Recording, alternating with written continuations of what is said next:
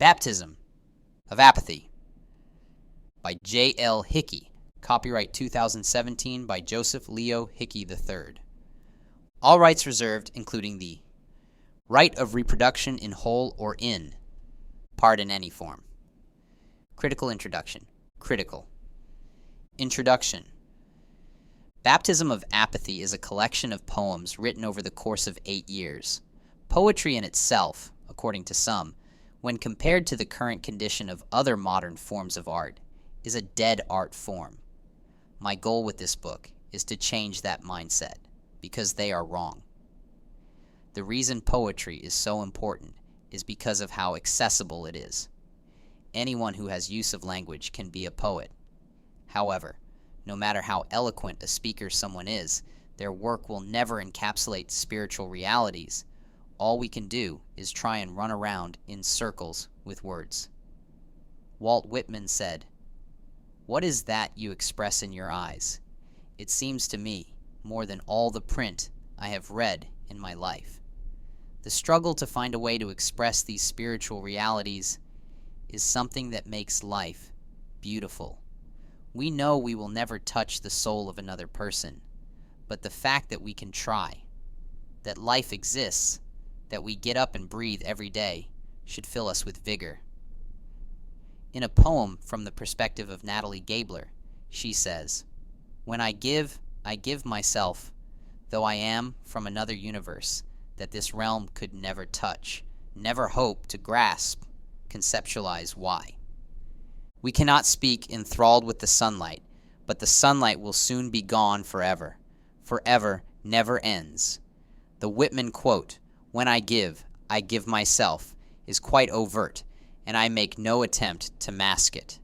Natalie knows that when she is gone, she will be able to do nothing at all to change what happens in the world. The world goes on without her.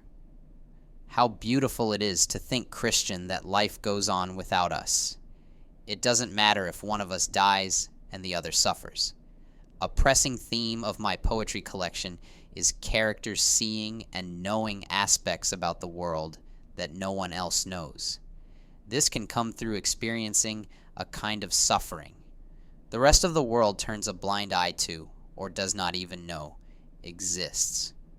While the rest of the world is blind to spiritual realities, Christian and Natalie have their eyes open wide, striving to escape the world in a desperate attempt to touch each other's souls in a way that would be unthinkable for those who never could slow down, never could sink peacefully.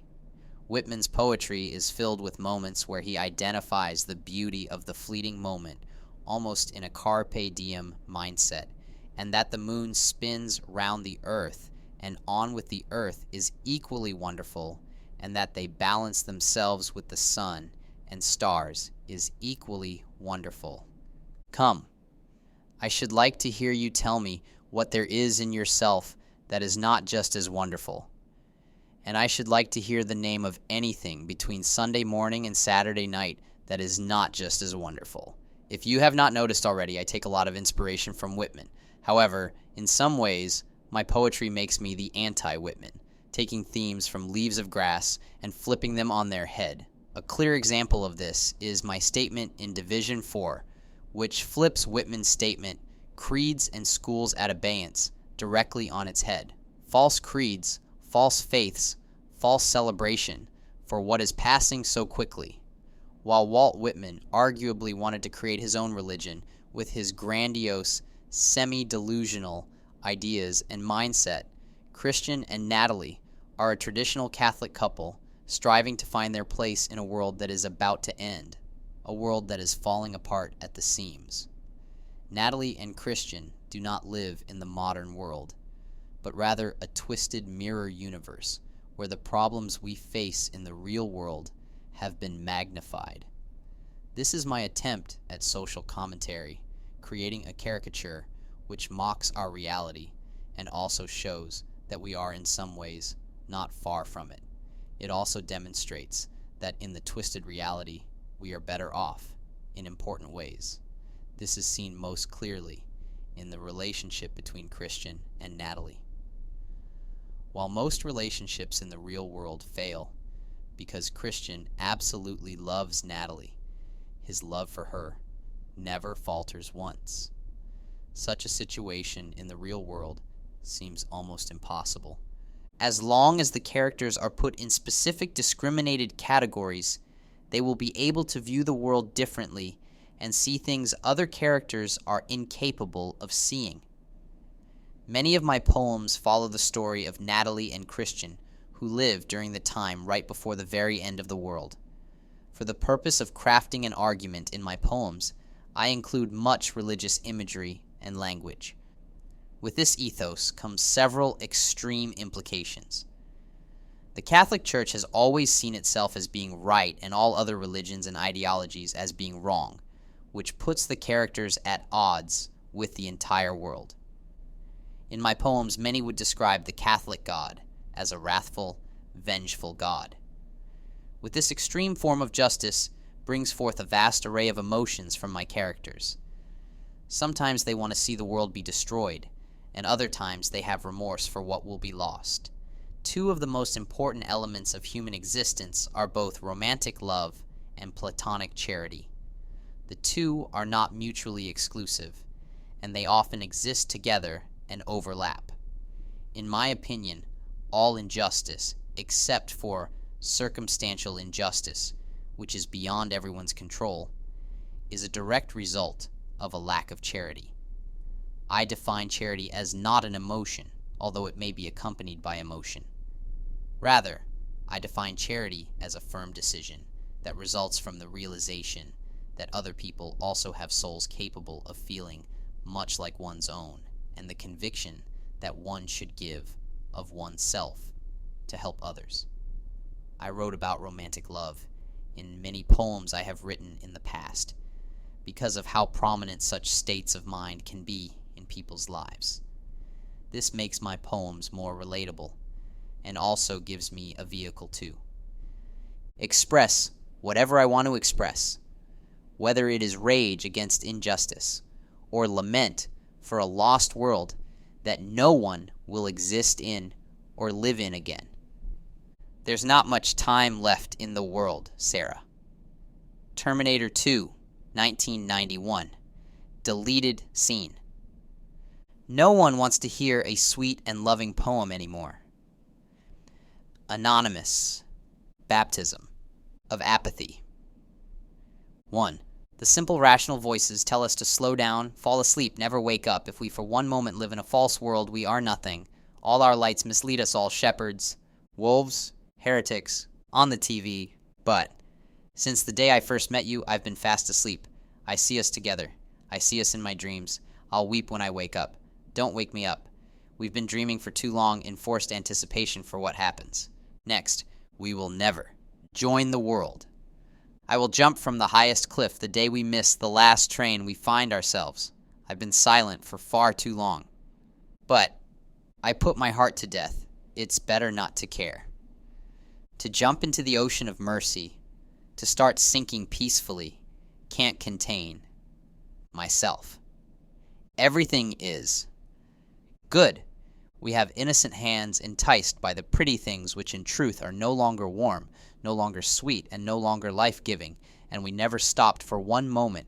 No one would ever return my calls. We will never be high on the drugs, numb to the crushing pain. If I could feel it, I would cease to exist, and I cannot believe. 2. My love for you crosses oceans wide, and the tremors of fear at night have caused this love to boil over. I will never forget what we had together, or the war that has no end. I read the news today. Skyscrapers fall and bombs pave the way. I could see the spirit in your eyes of a time long gone and passions, dead all the time. We pretended we were happy, but I never was, when you were never with me. It's like every door is closed before we get through. As long as I have this microphone, I'll be shouting songs about you when no one stops to hear.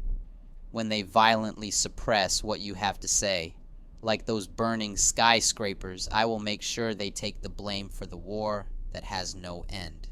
As darkness envelopes my heart, all I can do is sing to the crowd, drive the nail into the concrete during the night, and then fall into the unknown. 3. I told you I love you, someone dying in our immediate proximity, while I remember walking alone by the clear water and wishing I could leave, and seeing this couple leaning on the railing of a bridge, watching the sun set on an earth that is running out of light. Fast forward. I'm standing behind the iron-locked door, hoping to God you picked up the phone. A thief in the night takes our souls away from the universe. I know. 19. There are no messiahs left. I look at the world around me in need of sudden violent change. No one can save me. Spent a whole summer playing Elder Scrolls, games locking myself away in a realm. No one can touch a world brimmed with glory, because in the real world there is nothing I can do to change you for an hour or a single day. Spent the rest of that year saying nothing is wrong. I tried speaking out, but you didn't stop to hear. And all my time alone, I spent listening to bands that spoke to me. I spent all day sitting in those hallways, daydreaming about a world filled with magic in need of saving. But everyone was too blind to notice. Whatever you can see in yourself, you can make happen everywhere else. If you tried to grasp it, then it would flee, and you'd never find it again. Though you spent the rest of your life looking aching in pain, I see that the rest of the world is walking in circles. I turn the other direction and slowly walk away. 5. Before you lost that perfect charity by itself, enough to stop any storm to heal my broken heart, I was dreaming lucidly about you seeing all the bands you don't listen to anymore at the chili cook-off. And I want to lose myself in the world we used to live in, and my one and only mortal sin is I'm in love with the girl I never knew. And I know you're not actually who you are. Superficially, you have no inner sanctity. Externally, you lift your hands in prayer, but you're dying and know nothing for sure. Made the narrow way broad, bowing before a table in place of an altar, worshipping scraps of bread in place of God. No great part of you is uncorrupted by lust. You cannot remember how your voice is still the most important voice. I'm in love with the girl who answered me when I spoke her name. And we will see the gravity of the lies we were conditioned to believe on Judgment Day. But as it is, there are more devils in this room than men who have walked the earth, the ground we stand on. Vanishing before our eyes, my only fear losing you. You know I will never leave without you. Anguish drenches me like a rainstorm. This deserves the same rage as if all our cities had burned, and we sat in apathy, while several billion died. The ones we had entrusted with our hearts and souls are leading you into hell. We should drop out off of the face of the earth from the disease that entwines itself to my skin, from the lies that stick to us like broken promises, from the ones who cannot lie. If we stay here, we will never gain our souls or the bliss of ignorance, but faith alone will save me. Your faith alone in me, if you and I disappear and we lose ourselves in a novel world far from here. 6. I still feel lost. I listen to the roar of the passing cars. We are dying in our isolation. The things that I know are invisible to most. But why did we choose to live this way? You're dying to see the light amidst the chaos. My first love leads me through this dream. Like the stories I have read, shows I watched, where even in a world filled with vampires, there is always someone there, always someone waiting to lead me through the dark. All I wanted was to show you how we're bleeding. I wanted to show you the world, thirsting for its recreation. I still feel you irresistible rush in my brain. We are dying when we're separated. Your kiss will take me far away from here. My heart is always with you, like the wind that gently soothes your skin. The spirits of the wind will lead me home again. 7. We are the only ones to make it here. Sing your heart out till it stings inside. I don't need anyone to tell me how deeply I have been sinking lately. Do you want it? Can you see it? Can you breathe in the air tonight? We are one and one heart beating, and we're bleeding all together tonight. We didn't come here, not to start a riot. We are walking blinded by the starlight. we've become the guilty ones, and we didn't do a thing wrong. 8.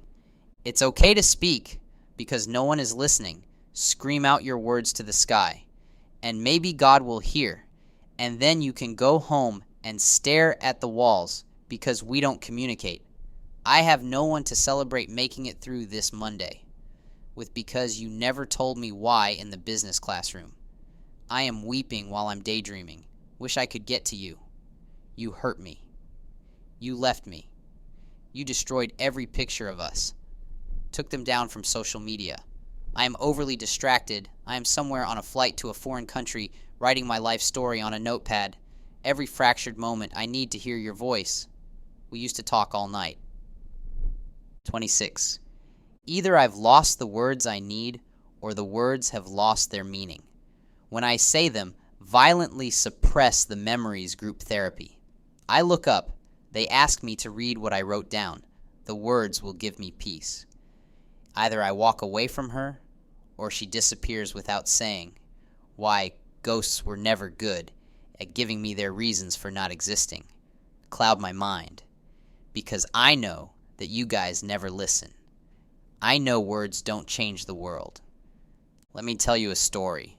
There once was a time when people were happy, but no one could remember it because everyone relives the same day. The first and only day of high school, forced to run, forever, forced to never speak. 27. The track team runs the race, but there is no finish line. The first day of high school never ends. It never ends for you. And all the things you went up to your room to cry about will never end or leave you alone. You drew the shortest stick, the note the teacher gave you. It only said, "Fuck you." The pain you feel punched in the stomach by those you want to connect with. And this day will never end. The doors are locked shut. You are left to rot. Fuck the ones that brought this torture. 9. I long to show her how it feels to be in an ocean of silence and how it feels to be without love and separated from eternity. God, I pray the fate you fixed is real because life was sweet for just one night. But we are dying inside, and all I do is cry. The stars we saw are just dying lights and the promise of the future. An empty lie in showing her this empty classroom and our hands that would never meet. I would make obvious that soon we, in a dream, will again walk these streets. Her face is in my mind as worlds light up again. Our love is recreated, and as I kiss her we begin. But the sunlight is long gone since that day, when Franco Macaluso cast his shadow upon me, and I fell, and our sisters live in prostitution. I don't owe you my soul. I walk away, and won't follow anything they say anymore. These storm clouds will never disappear. I always thought by now, God would have reached down and saved our souls witches in the darkness, casting spells on us, forcing us to live in delusion. A world without charity, I hear the distant sound. 29. Those guns and screams, all we wanted were normal lives, but things got too complicated. The anti-pope exercising his power to erase all the truths that we dared not question. So I bury my heart in a foreign world where we are truly breathing, and we will recognize what caused us so much torment and learn to fight back. There is no doubt in my mind, she is worth it as sure as there is a God in heaven. I can feel her skin against mine. There is no doubt in my mind, Natalie Gabler will find the joy no one but Christian felt before, because everything happened for a reason.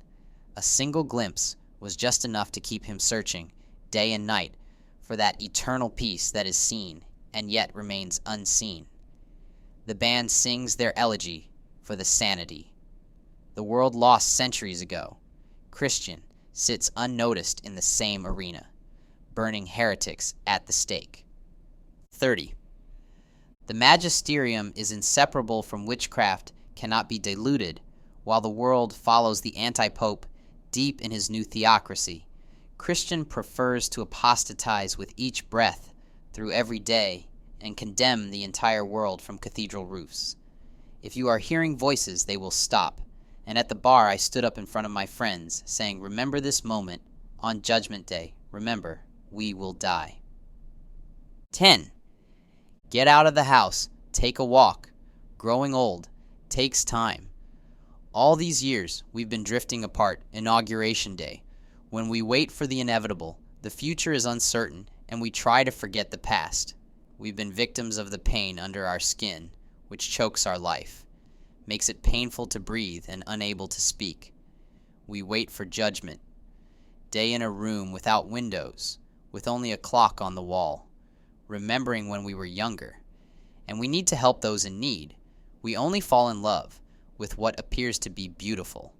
No matter how ugly it is inside, we never realized that it is better to be there for those in need who are drowning in an ocean. 32. So what's a little pain and an eternal heartbreak? I can go on and not give in because I am convinced that we are young and free and the summer is incapacitating. I need her here with me, and I'm tired of waiting, tired of the tears, a fog of depression over my head. But let grace be enough, and let me see this redemption restore the joy we once had together. I can't say that I've wasted all the time I've been given, but I have to say it went by so fast that I'm scared to lose the future, and life was never perfect. Maybe I'm just insane. Maybe I'm just a dreamer, lost in my own world. There are moments in our lives when we realize that long after we are gone, life will go on without us, and the world still spins without us. When the stars come out tonight, when you feel so alone, when you feel the breeze against your skin, we are not meant to be so alone, and you can barely whisper because you're the only one. 33. To feel this beauty, Lord knows you feel so alone, but the world keeps on spinning. Natalie's the strongest girl I've ever seen, and more than I could ever dream. Her love could save my world if God forsakes this shell, and maybe I'm just a dreamer, but I still feel alone when all my skies are darkening storm clouds on my horizon, and there's nowhere left to run. We're not meant to be so alone, and I can barely whisper, because I'm the only one to know her beauty. Lord knows I feel so alone, but the world keeps on spinning. 12. Dear Christian, the joy I have I cannot contain, even if God is the only one who will ever read this. It has been so long since you promised me that forgiveness is attainable. Remember when I told you, each day a choice is made that changes everything. I ask that you have faith in me, and we will find the truth. I will not willingly leave you again. They'd have to drag me away. The sigil can summon demons to haunt our every footstep and fill every dream of you and me, take us to the guillotines. And even if I forget about you, I believe this real love always breaks your heart. But for me, there is nothing that has not been broken, because I believe in the sunlight that used to fill our lives before they labeled us and before the sigil cast its shadow on the life we would have had. I pray to Saint Thaddeus of Coptos that as his pain ended yours would too, though it was at the price of everything he had. Thank you for always loving me. It adds balance to my life, and thank you for that promise that the pain will end. For me, you are my only hope that tells me one day the universe will ravel away with the affection of Jesus Christ. Natalie Gabler. 13. Like punk rock poets, we shout from our stage we would be free in our religion, but that's impossible. Instead of a stage, I have empty hallways, and instead of a church, I have a burning lecture hall with flames we cannot see. We've become more surprised than atheists during the Parousia. We realized that we were never happy, never satisfied. Time to rethink the entire way you look at existence. But of course, it's too late. I have that feeling I always get whenever I sit back on a fall day and ask the questions that really matter. I'm in high school again, and I'm still obsessed with finding you somewhere. Through the haziness, everything went down so much differently in my dreams, though we never made ends meet. We still were free to laugh. Everything went down the way it was scripted, and I'm obsessed with breaking the cycle. I've been pushed and shoved, too depressed to break the writer's block. Somewhere in the back of my mind, I know the important words will slip out. Someday, unexpectedly, and we will fall in love for the very first time because all of us have missed out on that boat. You'll never know. You'll never see if I don't speak. I wait in the classroom for the judgment to end. The hatred I feel is all consuming your hatred of me. I listen to her read your poetry, but you'll never hear it. You'll never truly speak in honesty if you don't listen to me. She writes her own at home. She doesn't understand. Never will. We should have counted the cost before we left the only place we want to return to. There's no going back for the last time. I hang my head and cry. And if there's a hell where we go when we die, I will meet you there and tell you the story of my life. It doesn't take a genius to write this poem. It shouldn't take a masterpiece to impress you. And my one regret is I never said enough. 14. My first girlfriend. I met when I was 16. She always was locked away with pad and paper away from the rest of the world, which had chosen self-deprecation over surrender and trust. It's always safe to fall into that ocean because Chloe knew the system was screwed up beyond recognition. And when she spoke out in her letters and poems, no one would listen. Political and religious leaders never saw her at all. Although the world is passing, they have what they want and are fine with the status quo. I love Chloe with all my heart, but her life ran short because I have a heart. Like she had fast forward, and I was standing in front of her bleeding, lifeless body, crying my heart out after the crash. It took her whole strength to demonstrate we need to turn around and ignore the heretics. Whatever it takes. She was blind to all the lies. 15. Tom's reprisal. He said, "When will the world end? I need to get laid." And I said, "I don't think we'll see each other after death. Each day we never attain love." The cassette recorder was destroyed. The sky is no longer blue. At the end of the marathon, Satan is now gone because my Bible has all of its pages torn. Whole books are missing from the story of my life. And he said he didn't care about Martin Luther, who died today, 470 years ago. I cannot give in. I cannot forgive in my dream. I saw the face of a girl too sacred to desire, and she told me secrets about herself I could never reveal, because if I did, I would never rest again, although she lifts her hands in prayer. She never had any faith, even in my dreams. We think these tarot cards portray the future, tell us the right things to do, but after the race, we won't forget Lucifer sewed us together. Our hearts are fading. 16. Walking through the slums and finding nothing to spark the match that will burn down the balcony of the ones who look down on us. Her kiss feels like a bitter reminder that all our lives will end, and then we will be in hell and feel the loneliness we all deserve to feel because we caused this. And there are no excuses left to give Natalie Gabler here in every shadow, here in every corner, showing Christian, who the world will soon forget, that there is a hope worth dying for. But the jaws of hell are wide, and Christian watches the city burn. He sees the bombs giving way to the future we all hoped would be bright. 17. I did not stand up, and I absolutely will not read this poem to you, because I didn't care. Didn't care that you were dying just like me.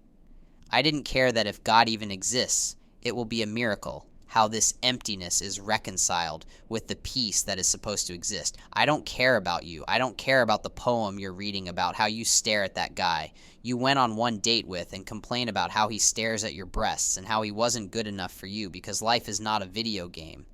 There are no second chances. We've got one shot to make it out with our hearts and souls. And right before that wreck, I was praying to Jesus, making empty promises. We never had anything special, so there is nothing you can take from me. I am not sorry for anything I have done. If I had the chance, I'd do it all again. We've had too much to drink in the classroom. I never stood up again after the one poem I read about. How we are all dying in our isolation and expectations will never be met. The time has come to change the game, because we were pawns. Each day, moving, we were the ones with the failing grades, and we've known the answers all along to every question. I miss the sunlight on my face and the days we never spent by the pool. The friends I had for one day. I'm writing my own story now. A life that will never lose its grasp.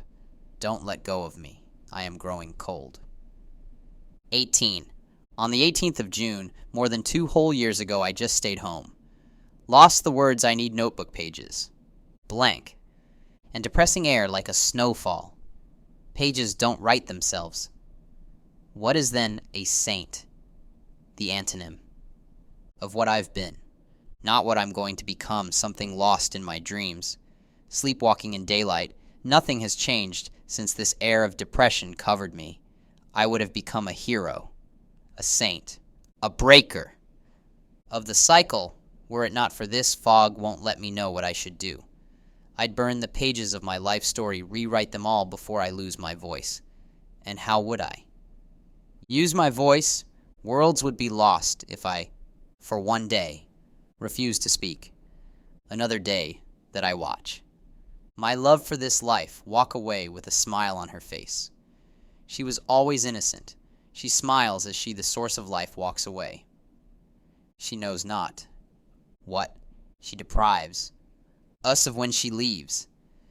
She is totally unmarked by the world she visited, because this world has fallen far. All I want to tear out these pages and replace them with the stories I heard. In the slightest breeze, all of them are true enough. This liberty is inebriating.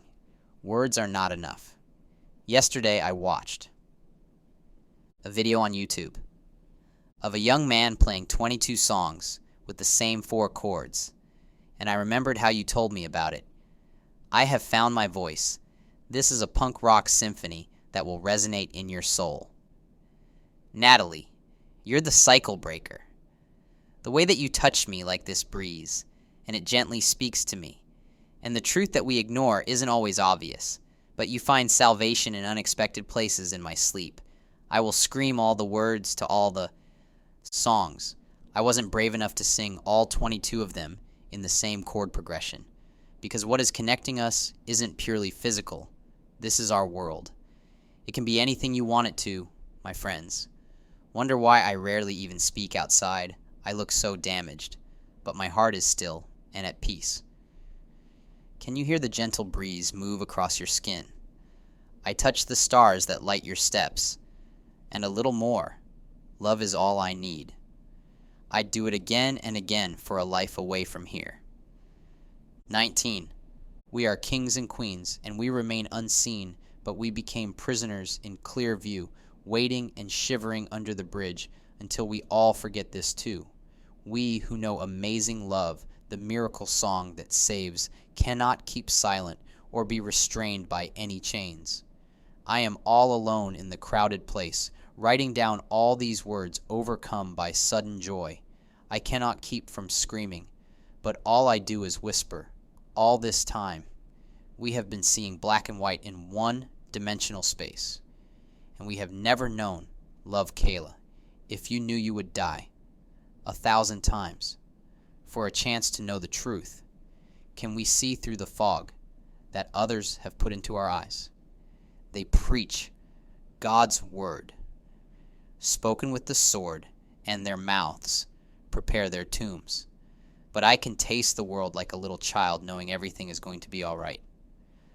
Body of Christ broken for us, kingdom in our midst, inebriated with each lash that sinks into my skin. I hope you know that I never want to say goodbye. I hope you know that no one knows, except for you and me. I'm a king, and you're a queen, but we remain unseen. 20. The last time I was here, these woods were up in flames. I just want to go home, and I'm through playing games. It seems like I saw you years before. I knew you, or you knew me, in that place. I used to live when I was 7 years old. When I start to think of the way things used to be, I realize nothing here is real, except when I'm in my dreams. In my dreams, I saw a photograph of your face when you were young on the wall of a broken home where no other pictures hung. These woods aren't here anymore. They have all been cut down most of my days after were spent indoors. I was too afraid to look around in my dreams. These woods were all ablaze, and I drove my car into the inferno in a panic-stricken craze. 21. Only a miracle can save you from burning in that inferno, and whenever I sit down to write, I feel as if the world is deaf. You are beautiful, because you recognize that we are not alone in this world, that when we die, we watch over each other's pasts, because no one has yet realized what it means to fall in love. All the wrongs we felt during our lives will also be repaired. But we sell ourselves short when we are so much more valuable, as if the reign of a regressive religion that wants to control the world has swallowed us in its nightmare, an episode of the Twilight Zone, and I will no longer find comfort here. I hope to find myself in a foreign world. One day, I will leave all memories of Ontario behind me, and I want to leave New York with you, but we are buried in dreadful fear. 22.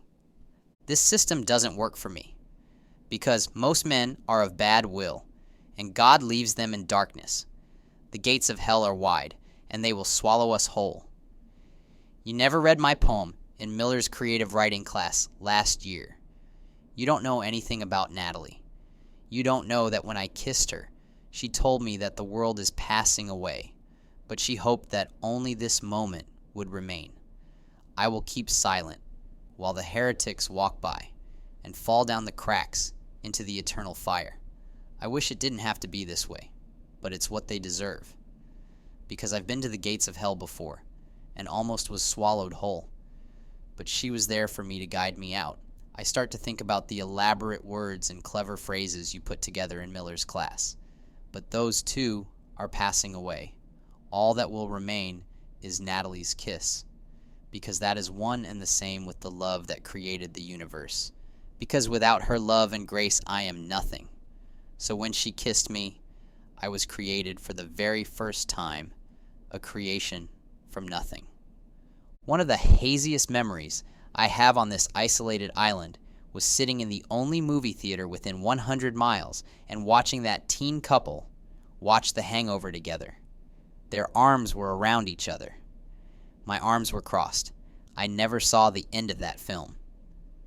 Barely saw the beginning, because I bailed and turned to God and prayed 15 decades of the rosary that one day I'd leave this island, fast forward to a clearer memory. And I'm sitting in the same theater watching a different film. Natalie Gabler is with me. The last time I was here was in a dream. And that teen couple I envisioned was me and her. All the simple words she told me, all the words I dreamed of hearing day and night, without ceasing, that one day I would hear them from her lips, even when she complains about how she never did well in school, never won a race, was always pressed down by those who spoke in the name of God. I love Natalie with all my heart, and one day this universe will pass away, and all that will remain is this moment when I knew I would have a friend, and more, for as long as I exist. 23. The city streets, we will never walk together. The days that don't go by the words that don't materialize. The time we never spent laughing the song too loud to hear, because if we heard it, the universe would combust. The stones would cry out, break from their apathy. And if we knew where we really are, we would both fall in love, not just with each other, but with the days that will never exist again, the abstractions that we can never grasp. 24. Simply a mistranslation that God cares and is close to my broken heart. From time to time, when the thoughts are not fleeting, I realize the isolation I was put through by those sitting in this Bishop O'Connell cafeteria. I talk to them. They both walk away. We can't look each other in the eyes and realize that countless choices define our fate, and we do have a choice. I have an unpopular opinion. We need to realize and need to believe in the sunlight that we've never seen, bright enough to pierce through the fog that encompasses the morning in Saudi Arabia, when 10 apostates are being beheaded, piercing enough to show us who was right and who was wrong. When Eminem rapped, spewing venom in no particular direction toward people. I don't know whether they be the kids across the street or the Saudi prince across the ocean or the anti-pope in Nationals Park, and whether or not we have true life-giving unity. Or if we're alone with the song that reminded us of the women we loved on repeat, all of the saints are dead lost. The will to make choices cannot lift a hand to change anything in the universe. Now it's the 4th of July, and we are dying in our false celebration because the future we all hoped would contain the dreams that weren't fulfilled last year is the bitterest reminder, like all the rejection of a breakup without even the good memories. I stand alone on the Washington, D.C. rooftop, watching the DJ who is only playing Pitbull records. The party will stop when we all are dead, and in this embassy office, I for one moment remember the past arguments over religion, that we will no longer remember, and we are never convinced that what we are doing is wrong. But it's time to share with the world what you've been holding in so long, standing on stage with your guitar, hoping someone's listening. You don't care what they think. You're lucky if anyone's listening. And one day, we will change the world, even if no one's listening. All the phone lines will be gone. By then, there'll be no one listening. We don't seem to care. When we sink through the quicksand, we reach out as we sink through. Too late to cry out for help. Just another day, locked in the same room, sleeping through the weekends. This summer never ends, and I'm afraid of it passing. I've been dying slowly all my life now. Shout the songs they'll never hear. All we need the grace to see clearly. I still have dreams about you and me weeping in my sleep. I still miss you beside me, and I never thought the little things would mean everything without you. What do I have? The intercessory power that we no longer feel. God is no longer listening, no longer hears our prayers, and now we will see who was right and who was wrong, and now we will be so much more than flesh and blood, and I can only dream of you. The door is locked behind me and the phone lines are dead. I remember where we sat alone and my mind is made up of memories. The stage was set for something even newer than the world we call our own. Are we lost? Can we find our way? Are we alone again? And all my words evaporate before they get to you, and I can't even concentrate. Just sleep away the pain. And now my hands are tied behind my back. What this world needs right now is a love. It won't deserve all I need from you right now, is a love that can't be earned at the end of the day. There will be no one left. 25. Simply apathetic, or simply dumbed down on too many pills, unable to care that you don't care. 26. All I want is to let you know how much I want to leave these snow-covered streets. When I wake up, I hate everything I see. We are the perfect candidates. To sing a song that defines this generation, to strike a chord in the nation, I will start a punk rock band. I will name it after you. I will scream the songs you whispered from the rooftops. Reuben, yours is the true religion. All I want is to let you know how we've all been deceived, living our lives in perfect families. But I'm walking through shadows, and there is total war raging inside my heart and mind, always pressing me to strike a new chord and fight battles worth dying for. 27. Will this tension ever stop on our hearts, pulling us, blinding us to the bright world around us? And we know that this is hopeless winter, comes and freezes the air of our lives, forcing us to suffer alone and starve to death and live in chaos, and we know this is hopeless. You are a saint to me, even if I'm delusional. You are like heroin in the veins of this screwed up world. I'm tired of waiting. I'm not done singing. All I want is to see a change. I am dying out of rage. Will they ever stop crucifying our hearts, sacrificing us to the God that never cared about us? And we know this is hopeless.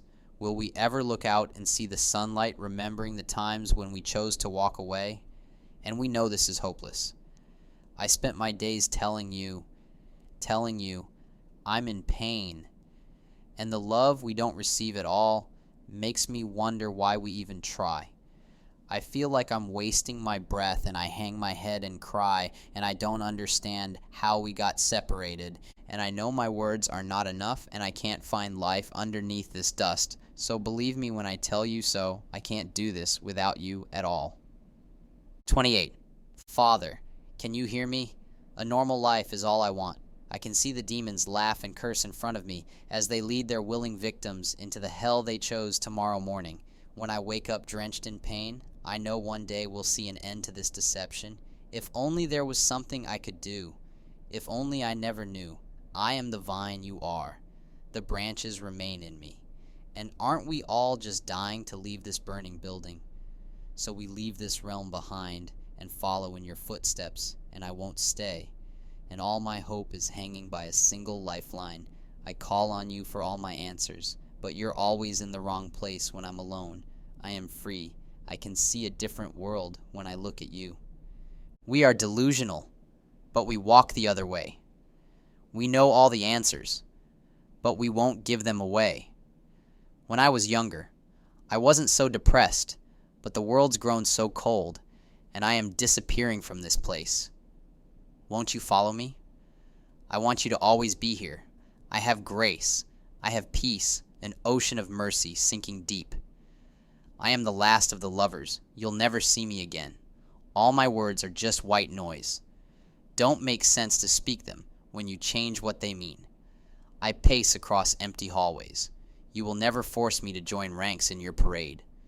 Got no pride except for the love I have for what's gone forever. Another day.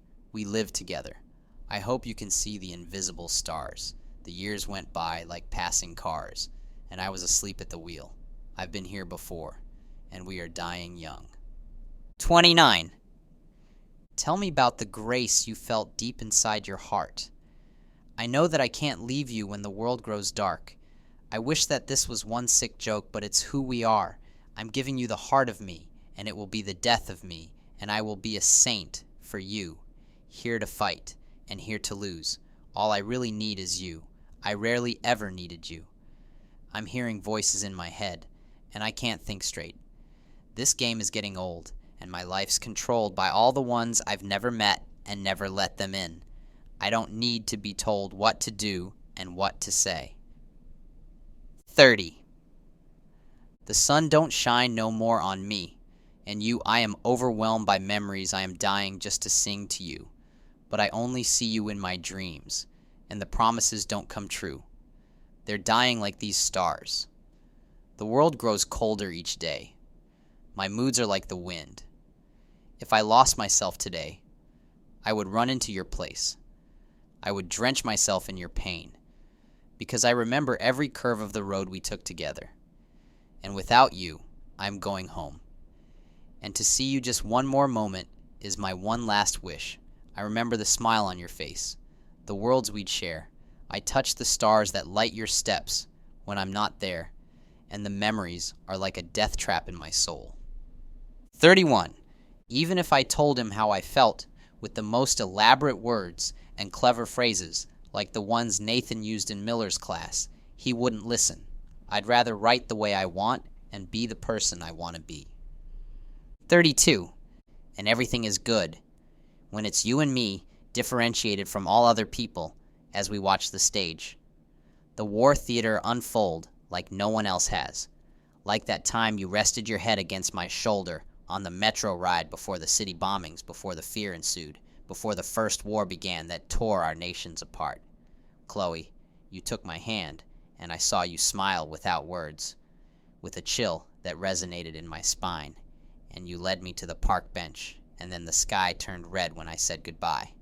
I would never see you again. The war that has no end, which I will always rage against. In one divine dream I will see you again.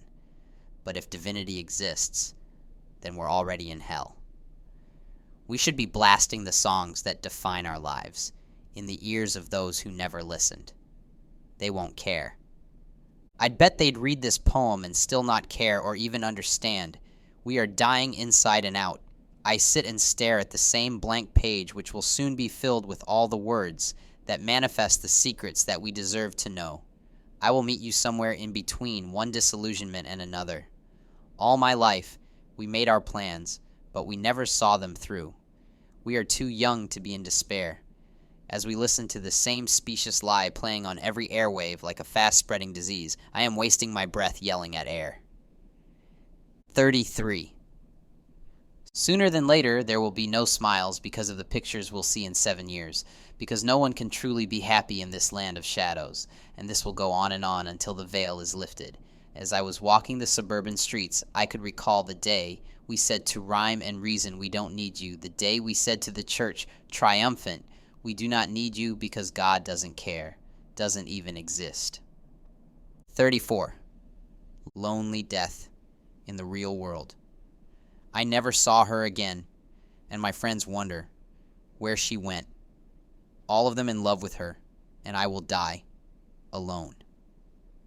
35. Still can't believe Steve Irwin's dead. I have to admit this. Still can't believe the days go by.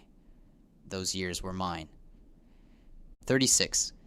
As I'm walking on the sidewalk, I hear sirens in the distance. We're both in the same inescapable hole, and it's around us like a boa constrictor, and there is no way to get out so hard for me to breathe when everyone around me won't let me be who I really am. 37. Resignation, writing. Resisting, overcoming. Dying to feel anything as if your hand was in mine. Sadness, the kind that comes over me and takes my breath away.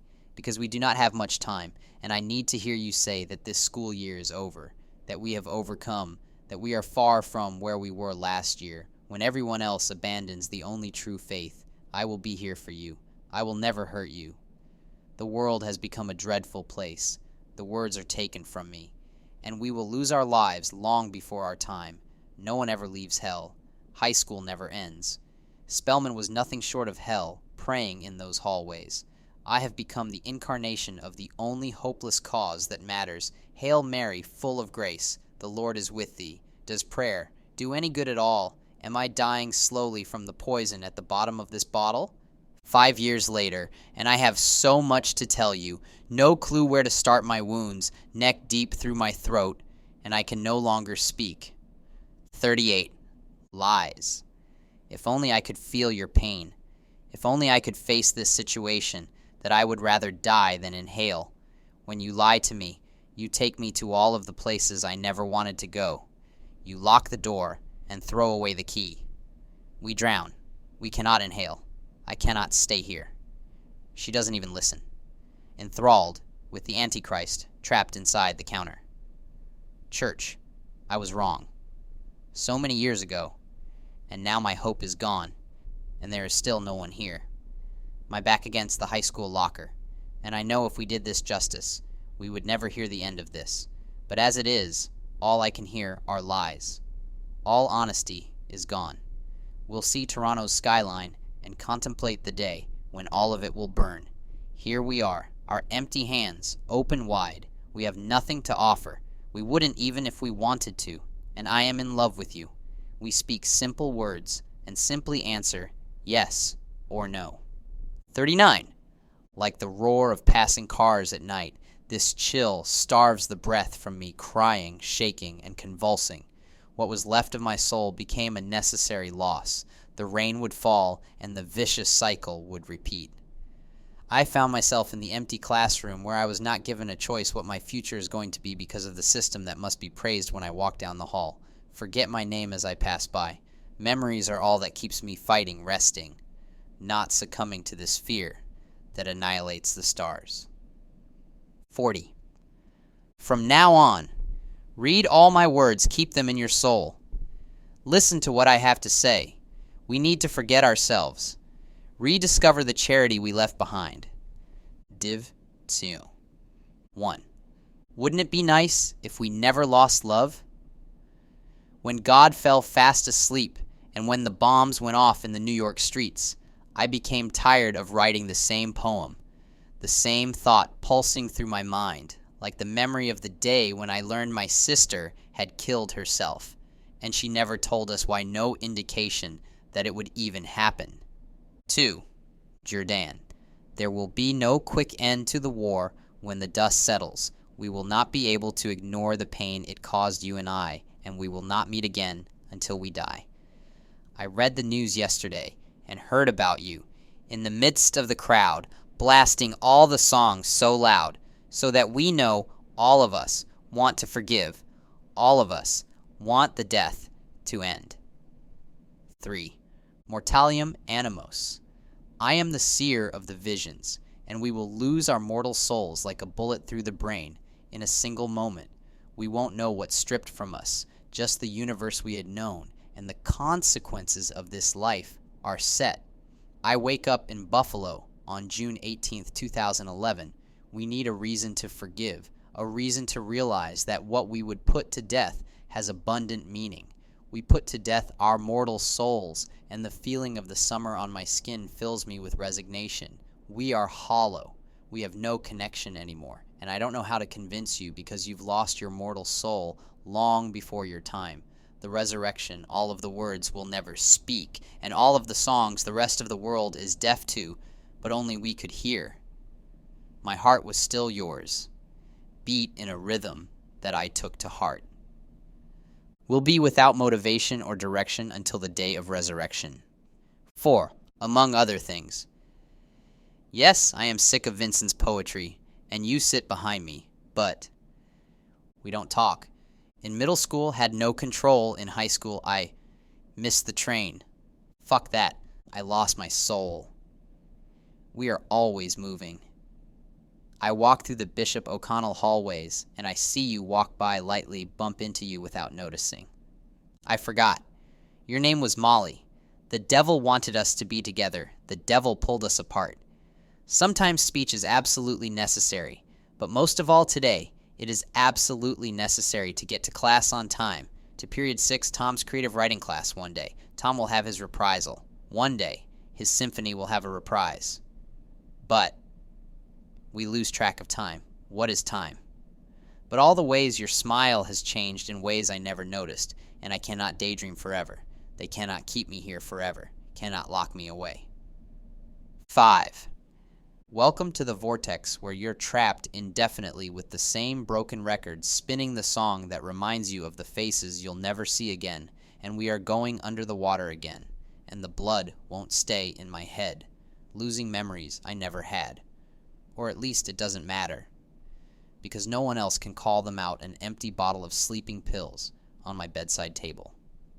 Once again, the wind speaks to me when no one else will take my calls. The length and deadness of the dial tone makes me realize that you are ignoring me under the dry water again. A baptism of had enough of the bullshit. A baptism of forgetting. On the corner is a street guitarist 17 years old, but I don't notice him, and I will never care. We live in community for a reason. So far we've refused to read this poem, this elegy, and we did not listen to the public eulogy of the only saints who ever slowed down enough to realize what they lost in the September rain, because we will all die alone sitting in the emergency room. But no one takes notice that you are dying. No one takes notice. You fall to the floor, convulsing, and breathe your last as the doctors walk. Uninterrupted the holy sacraments we never cared about until now, the Lord, we never called on until it was too late. It is never too late in reality. But we don't live in the real world. At the hospital, requesting anointing of the sick. They tell me they don't know what that means. No one will, again, as I am stripped from the universe I have known, and I don't know why I can't let go of you on earth. We are far from Eden. 6. I hear a voice in my mind explaining my pain to me. I want to hear your voice, not just in my mind but in reality, to see your picture, and maybe even remember what you look like. Never mind. The image of you is always overshadowed by images of saints who lived 300 years ago, by screenshots from unreleased Xbox games, pure depreciation.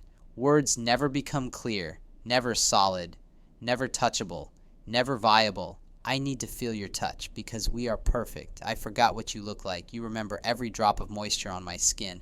Oh, my dear. Oh, love. O denial, when will you listen to the old cliche that never sunk into our minds, that never will be fulfilled? Seize today, forget the past. 7.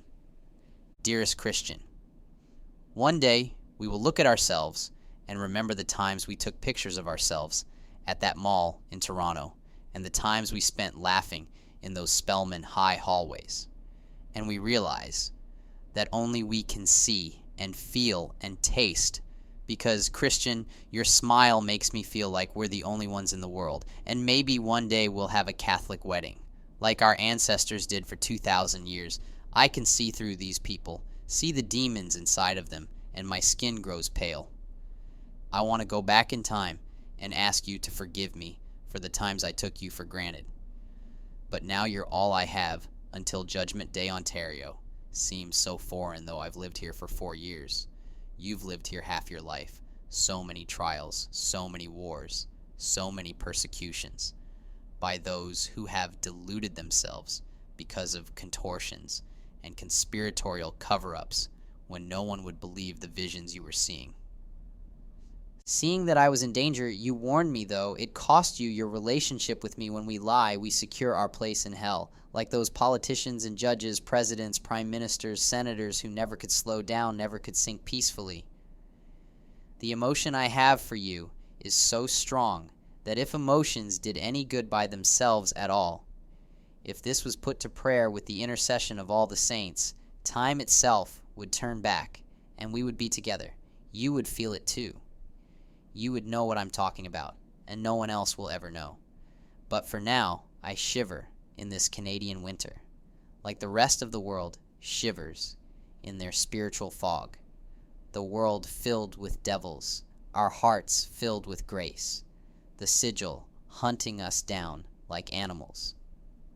My prayers bathing you, sustaining you in grace, the storm never ending my love for you, which is Christ recreates the land and sea, and all the broken memories of you and me, with hope of the life of the world to come. Natalie Gabler. 8. The students file into Tom's creative writing class, and I know it's useless to wish to envision images that will convey how I feel inside, and when the band takes the stage, we will all be in unity and feel the same way I did when I reached out for your hand, because we all fall sometimes, and all we need is someone to help us stand on our own. Someone to lean on, someone to hang out with this summer, when no one else will take my calls 5 years later. And standing in Times Square, all I can think about is what happened to Tom. I see the souls walking by, and the vast whole of them don't even realize that they are headed toward eternity in hell, and I wonder what happened. I wonder if I had chosen the right words, if I had known what would happen to Tom. He still would be alive today, and we could keep in touch like he told me to. 9. When we enter in to see God's face, nothing will stop me from screaming and convulsing, sobbing that salvation has come, but I may never see that day. All I can do is trust, and all I can hold to is love. But I find it so hard to believe that this torment will ever end.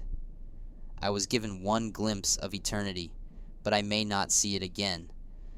But the rest of the world is hanging out of balance, and there truly is a place where we belong. Here is not it. We crowd around the Presbyterian preacher who says we're all going to hell. He's right, but not for the reasons he believes. And he's going to. And I can't make sense of why my thoughts make no sense. Why my English professor keeps saying my words are incoherent. Going from one thought with no transition. It's been 3 years since the last time I've seen a miracle, seen a vision, seen my ex-girlfriend. I will go insane. Without the feeling I may never feel again, that is without the presence overwhelming joy, the state of grace I've felt grace before fall upon me like snow and fuse itself inside me. And I walked around that stadium looking at the people's faces, wanting to ask each one of them if they knew if they could taste it. But I was alone in bliss, the bliss less attainable than putting another man on the moon than leaving the physical universe. But no one knew. No one cared about the peace that no drug could ever bring. And I know more than ever that we are ignorant to grace. 10. In Ontario, lying down and looking at the stars in the meadow on a retreat, I open the blinds and watch a city unfold. We played with fire and reduced our hearts to ashes, and this day I am leaving this world behind to follow in the footsteps of the heretics who never existed. I want to see, because there is no hope for finding an eternal city. And I see the riots, see the skyscraper bombs going off the fire. The preachers were right. The new school year. It ended abruptly with news of war, and apostasy, and brimstone. My name is Christian Ehrlichman. There will be no good times. We are the last ones. It's all gone. Toronto is the last city. No more Ontario winter to put 8 feet of snow in my front yard and to remind me that sometimes only God can keep me in and God can let me out. Slavery. Lord my God, you fell fast asleep waiting for someone to pick up the phone. But no one will answer again. So much more that never existed car trips to Atlanta. An end to the sacraments. The only remedy we could have had, and the demons strut about on every side, only I can see them broken-hearted affairs because of war or because of being a refugee traveling to the States. A world without you. Natalie, I've forgotten what was said. I kissed you, walked in on by your parents. I love you adds balance, and there will be. No balance, and we've had no life ever since. No more telling if I will ever walk on stage in Spelman High School to receive a reward for running for the track team, and fuck the ones who always press us down, because they are fireworks on the 4th of July, like us spit in the face for speaking out. Calls me a faggot. The fog has fallen upon us. No one speaks clearly. We've all been led on this whole time. There will only be days spent at home in a small town alone. 11. We've opened all the gates to hell outside the church parking lot in our normal lives. They watched our every move, but I'm not normal, like everyone else. All I feel is pain, and the dying lights guide me home, preaching outside the Catholic Church, hoping to save our lives. But he will never remember our ancestors, who on their deathbeds profess the faith to their dying breaths. They flood my dreams every night. They have passed on to a world we can never imagine or hope to penetrate ourselves. I tread on the open water and will never find the shore. 12. No faith. A spiritual fog across these hallways. Someone ripped from me, and I swallow the bitter drug of this tragedy, that moment when the full force of a reality without you over-encumbers me, when we come to the point when we will never know what really happened. And unless we find out, we will burn without a doubt. We used to laugh, and I thought people never change, but you have. And if you listen to what I have to say, you would say, we were lied to, and you would hate the counter-church jaws open wide. But still, loneliness is all I feel reading poetry in front of the pool by the tennis court. And unless there's a God, we will never see the world the way it is, but only as we've been conditioned to see it, imbibing what the men who styled themselves as men of God would have us believe, but they never had supernatural faith, the kind that would light all the paths away from here when we walk through the darkness of so many errors. 13. I am a martyred genocide. We'll be cleansed by the gasoline, dripping from our tongues, as once again I see the bars I've seen my entire life, and it hurts to be alone more than the flames that will consume my skin. All the faceless people were deaf and blind. All that month they just walked by and never knew the throbbing pain inside my heart. But tonight we will be crucified for the only love worth dying for, to end the haziness. For just one day I hate you with my dying breath. I spit in your face before you light the match. Know that one day I will find you in hell, and my face will torture you for eternity. 14. I'm not Jesus Christ. Instead of walking on water, I drown in the void. She stands naked on the hill in view of the sea, and as sure as there is a God in heaven, I can feel her skin against mine, Natalie Gabler. like we all are meant to be. She is worried that as the days go by, instead of looking for the sunrise, we will drink poison, mixed with wine too drunk to even know. I saw her in a vision, and she told me from now on, we will not receive the sacraments. People rejected them as outdated superstitions. From now on, no choir will sing Cantate Domino because all hymns are old and dreary, and as these nights without song, holiness, or revelry, love or lust go by. We always contemplate suicide, wondering why God fell fast asleep, but she's the one with hope. When there's no space to breathe, no time to rest between the prison walls, no one tries to understand, no one grasps what's between their hands. The authorities do what they are paid to do, lead us violently into isolation. I feel her like my perspiration soaking all my skin, reminding me that one day I'll see her standing unveiled pure and holy by eternity's shore, and the grass will be cut against our feet, because we are so much more real than these empty hallways where we could call home 1,000 times, but no one would ever pick up if I had power. This world would pass away before our eyes. But I'm no Jesus Christ. 15. We have no conception. Death without resurrection, we are free to destroy ourselves. I live and do not say a word, and every day without exception, I fall in love with the secret world, and the more I grasp for it, the farther it flies away. Each day a covenant is broken. Each day we reap damnation upon ourselves, never to find the key to salvation. We always tempt the flames. I can't keep myself inside my skin, because forgetting one's own vocation is the cardinal sin. God knows we lost the gnosis long ago. And if I tried to call you, you'd never return my calls. Static noise fills up the void. When we forget the past from now on, we will just make our plans, but we never will arrive. We will sit inside this lecture hall, and all we will hear are lies. 16. Valentine's Day. 2011. When no one is watching your thoughts, will never see the light of day. When the pain is overwhelming, it will never be numb again. We forget who St. Valentine is. We forget. He died a slow and painful death, and we put words in the mouths of saints rather than understand the message which they died to have us understand. Those words will never leave my mouth. I stutter when I speak, and the words never materialize. I walk through the New York City streets. I take Natalie's hand in mine, and we will escape from the world. And I am tired of writing the same words in every letter I write to her. Tired of not understanding what the truth about love is. Caught up in feelings and chasing after the wind. Thought we knew all of this time. Thought we were following destiny, but we were lied to and deceived. Love is not a feeling, but rather communion. It's like the film where the guy is left alone in the space station for the entire rest of his life, and slowly he goes insane. We might all go insane.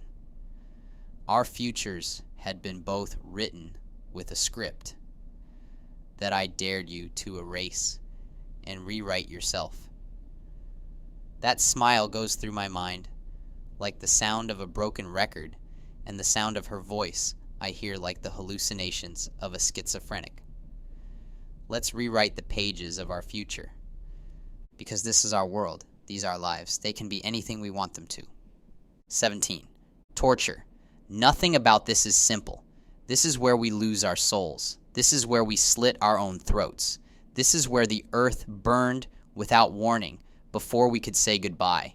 This is where the voices stop. This is where the laughter has ceased. This is where words are useless to change the mind of anyone. For one moment, for one instant, I disappear. You've become a liar, lying to yourself. The blood spilled across these hallways. The insanity. We never could think soberly, never could wait for one moment, never could slow down, never could leave the hate behind. We're totally blind to everything, except what remains in brilliant light. This is where we stand before our execution. This is where we lose the only joy we could have had, without even looking for, without even thinking of the only words that could save us, and the only one to blame is you. Why can't we remember the times we lived in community, the times before there was more torture than laughter? 18. Another day trapped here simply cannot evaporate, locked in a closet. Div. 3. 1. blissful, willful ignorance. The door to heaven shuts amidst the screams left to rot. I forgive you, but please do not contact me ever again. Wisdom 3:12. From now on, life will be like this. We lose ourselves tonight. The past we never spent in celebration. Another train wreck, another day. You'll burn in hell, and I won't be able to stop you.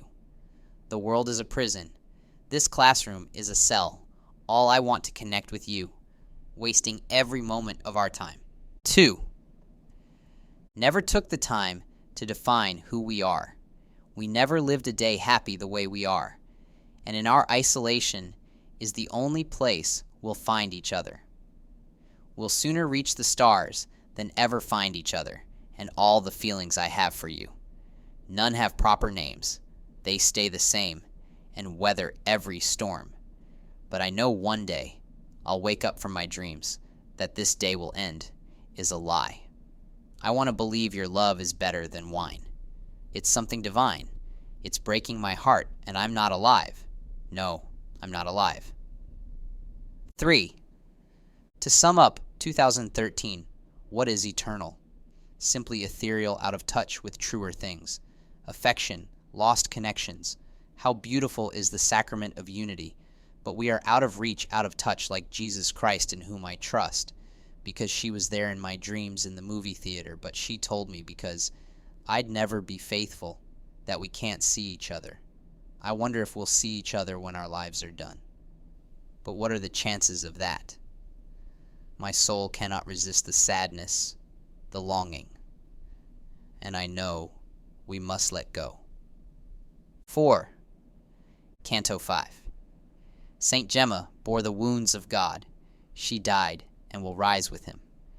And I wonder what life would be like if she could talk back to me. Because all we need is a comforting voice that cuts through all of the lust. All we need is to know that someone here is listening every night. Patron saint of purity of heart, pray for us sinners, now and at the hour of our death. Amen. The fog over my head, the solitude I'm left in, but it is not loneliness. No one wants to sacrifice, no one wants to die. We all are locked inside ourselves, and we imbibe the lies like Holy Scripture, written from the only God we'd give our hearts to, but instead he breaks his promises. And if we knew where we were, we would see how dark the world has become. Kyle does not want to talk about it like everybody else. We live through apostasy, the world a spiritual desert, and as October passes, we'll find ourselves soaked in apparitions of the worlds that will never materialize. She died a slow and painful death, and we will never realize we all die slow and painful deaths until it is too late. 5. Canto 27.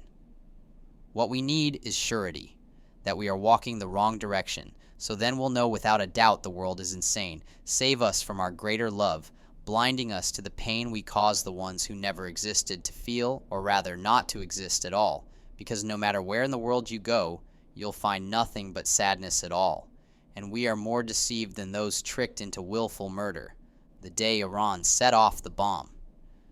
Eyes glued to the television, the day we took the mark of the beast, we lay there sound asleep, and when we lose our mortal souls, and hell is our destiny, there will be no one to pour a single drop on our burning tongues. The day ISIS slit our throats, we sat in the classroom. We drank our wine. The day all knowledge was destroyed, forgetting everything then and now. It is impossible to feel. All we want is to sleep with beautiful celebrities. Selena Gomez takes the stage. Singing childhood songs about the Holy Roman Church, it firmly believes, professes, and preaches that all those outside the Catholic Church, not only pagans, but also Jews or heretics and schismatics, cannot share in eternal life, but will go into the everlasting fire that was prepared for the devil and his angels. And unless I am joined to the church before the end of my life, I will never see her face again. The dogs then slit her throat as she screamed that we'll be together forever, forever. Forever never ends too long a time to be away from her. Too long a time to reap what I have sown. All the stories we read in books like drowned out spirits will never come true or save our souls, and all I think about is the way a woman moves on the dance floor, the way her body feels in bed, the way our children will never learn, never hear the truth. 1,000 scattered thoughts, a Bible with all its pages torn, a world of disenchantment, the last day of high school, a nation we never thought would burn picture frames that will never be filled.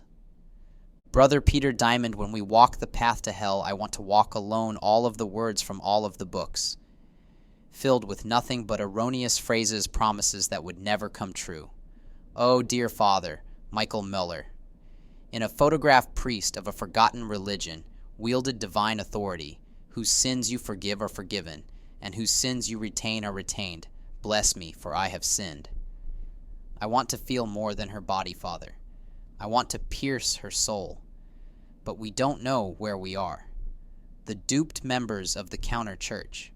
Every single day. There are no stars that guide their path. None of their dreams come true. Natalie never leaves me night or day like drug-induced ecstasy. The children we will only see in the invisible kingdom. But we have no life. I thought by now the world would end, but I still live and breathe. The torture we feel with every breath just to take it in. The stars you saw don't exist at all. All of them have burned and died, and Natalie and I escape from the world as skies of gray become fields of light. Green fields we'll walk through, but we will never breathe. Just die and rise again. We will not reap what we sow in the Toronto apartment. The world is too quiet, and I am overcome, speechless, at the sound of the riot that fills the streets. We are all different kinds of people. I come home and see Pat Robertson on the television receiving new revelation. He predicted a terrorist attack, but he is a false prophet. Natalie Gabler taught me all I know about forever. She drifts through this world trying to make it as best she can, even though she's been handed the shortest stick. People wanted control. Like Joseph Smith. A new, unverified belief system. Don't question what you're told. We've had our joy stolen from us. There will be no one to speak to in this pain. I recognize the angels of light as venomous from the lowest circle of hell.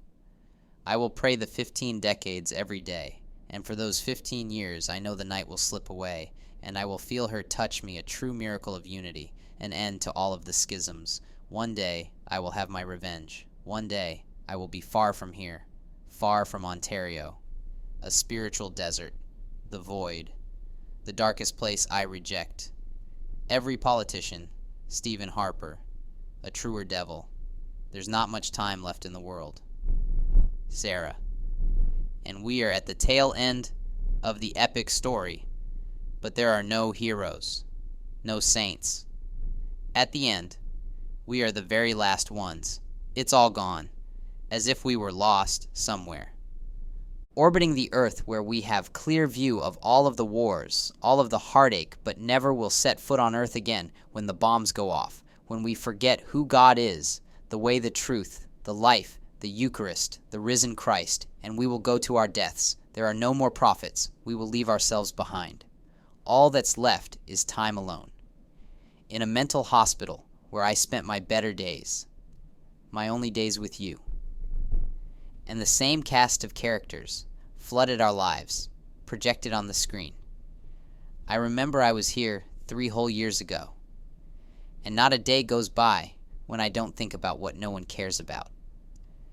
I remember falling in love so many years ago, but I am convinced it was a dream, and she does not exist. I remember seeing the painting on the wall of the horses on the farm, and it fills me with tears to see it again. We are still damned to hell where there will be no peace or joy, and nothing will convince me that you are right and I am wrong. I want to take the pieces apart, the most important moments of my life. Take the snapshot pictures and distort them to the point that they become unrecognizable. I want to warp the sound bites into a symphony that you will hear, and it will testify against you on the last day. Where are all the free thinkers, those who love to speak out? There's not a single soul, and who will save us when all the saints are gone? It won't be me. And on that retreat, years ago, I saw Katie crying, sobbing for all of her sins that God can't bring himself to forgive. She cried, because she hurt you so much. She committed sins no one could ever forgive. She wasn't there for you in your darkest moments. We are expended every day. We are lost, never to return home again when I was 20 years old. When all our plans failed to take us to the foreign and exotic lands far away from here, we made a promise to each other in my bedroom, skin against skin, and Mother of God.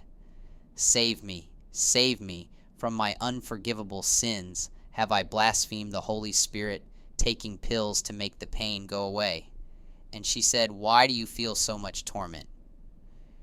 You're so young. You remind me of my last boyfriend, who was also a Christian, and our pasts are lost forever if we don't repeat them in our minds. And I still want to leave this lecture hall, still want to repent of all my sins, but there are no priests to hear them. Holy Catholic priests. All of them are dead. 10 years go by. We are alone, and I'm not worth your time, but your sins will never be forgiven. I met her in the chapel 4 whole years ago, before I knew how to live on my own, before the world became consumed in flames of forgotten ecstasy, when ISIS was not threatening every moment of our lives, before Katie said, it's not my role to oppose Sharia law. I was sitting next to Patricia, and I remember what she said about Walt Whitman, and how I told her, I'm going to write like him someday, creating a snapshot of the world. My sour in daily life. Tom Dusterhouse is my only teacher who still teaches me from the other side the nature of verse, the unfulfilled rhyme of death, ever-present verbiage of those who clamor for their place in hell. But Patricia never knew we'll perish in the flames, and not only us, but anyone who follows in our footsteps. She never responded to my text 2 whole years ago. I wonder if what we do will matter in the next few hundred years here. Everything we do is worthless. No change will come from tears. Slamming the Spellman. High school locker shut another day to just complain. All of the words I'll never say when I'm not with her. All the days. That never materialized when we don't breathe harmoniously. The bullshit that they put us through redemption never wins blood across the concrete. I'll never be myself again. No one at all read the poem I wrote at the end of 10th grade. All the things I think about, the kind of nightmares that flooded my childhood dreams, the way Natalie smiles, the way she walks away. We will not escape from the weeping and gnashing of teeth. This is because of the charity we will never have. And that charity is God. My rosary beads in hand. No more words of joy, no more kiss of peace. He who eats my flesh and drinks my blood. There will be no more God-accepted sacrifice. More torture here than laughter here in the end. Love poems no one will ever read at the end of the world. Your body so far from mine, but your blood mingles with mine still here, with rosary beads in hand, led me to your calm shores. But I was blind to kingdom and crown. The day we give ourselves away, the ones we cannot bring ourselves to forgive. Call me any time at all. I need to hear your voice. We became dead in vindication. We are never healed, never will drink from the cup of our salvation on our wedding day. As the sunlight lays upon the altar, the ever-present Lord is nowhere present in our lives. We love the stars we cannot reach. We burn the saints at the stake. We never let them live. I sit alone on the high school floor. I pretend that I can touch your soul. We live each day so deceived, blinded by the God of this world, if I even could express it. You'll never know how I feel. You're my beloved. It's not hard to fall in love when others cannot seem to slow down, step outside, and breathe it out. Feel the wind against your skin. The teardrops like the rain I give myself away. I sleep on the concrete floor, the sunlight piercing through, and we will sing in harmony. Until we recognize how beautiful we are, and I put up with this bullshit too, and we are not alive, and we walk through the valley of the shadow of regret, deceived, victimized, totally blameless sleep outside and drink it whole, feel the time wither your skin away, The city is no longer here which you strove all your life to find but no longer exists. Maybe one day when I stand in some imaginary city skyline or in the churchyard or in my bedroom, my only sanctuary, I will be able to see the world the way it is and walk to a new and supernatural realm. I read the news again. They found the cure for cancer and a cure for alcoholism too, an end to the wars in Liberia, where we lived in slums and died in vain. A tragic end to ignorance and hatred burned until it could exist no more. We took control, steering the way clear to our new destiny. We don't know what we've done. We never will be free as long as my heart is beating. It's pagan and diseased. We've never been in more need of being saved than we are here today.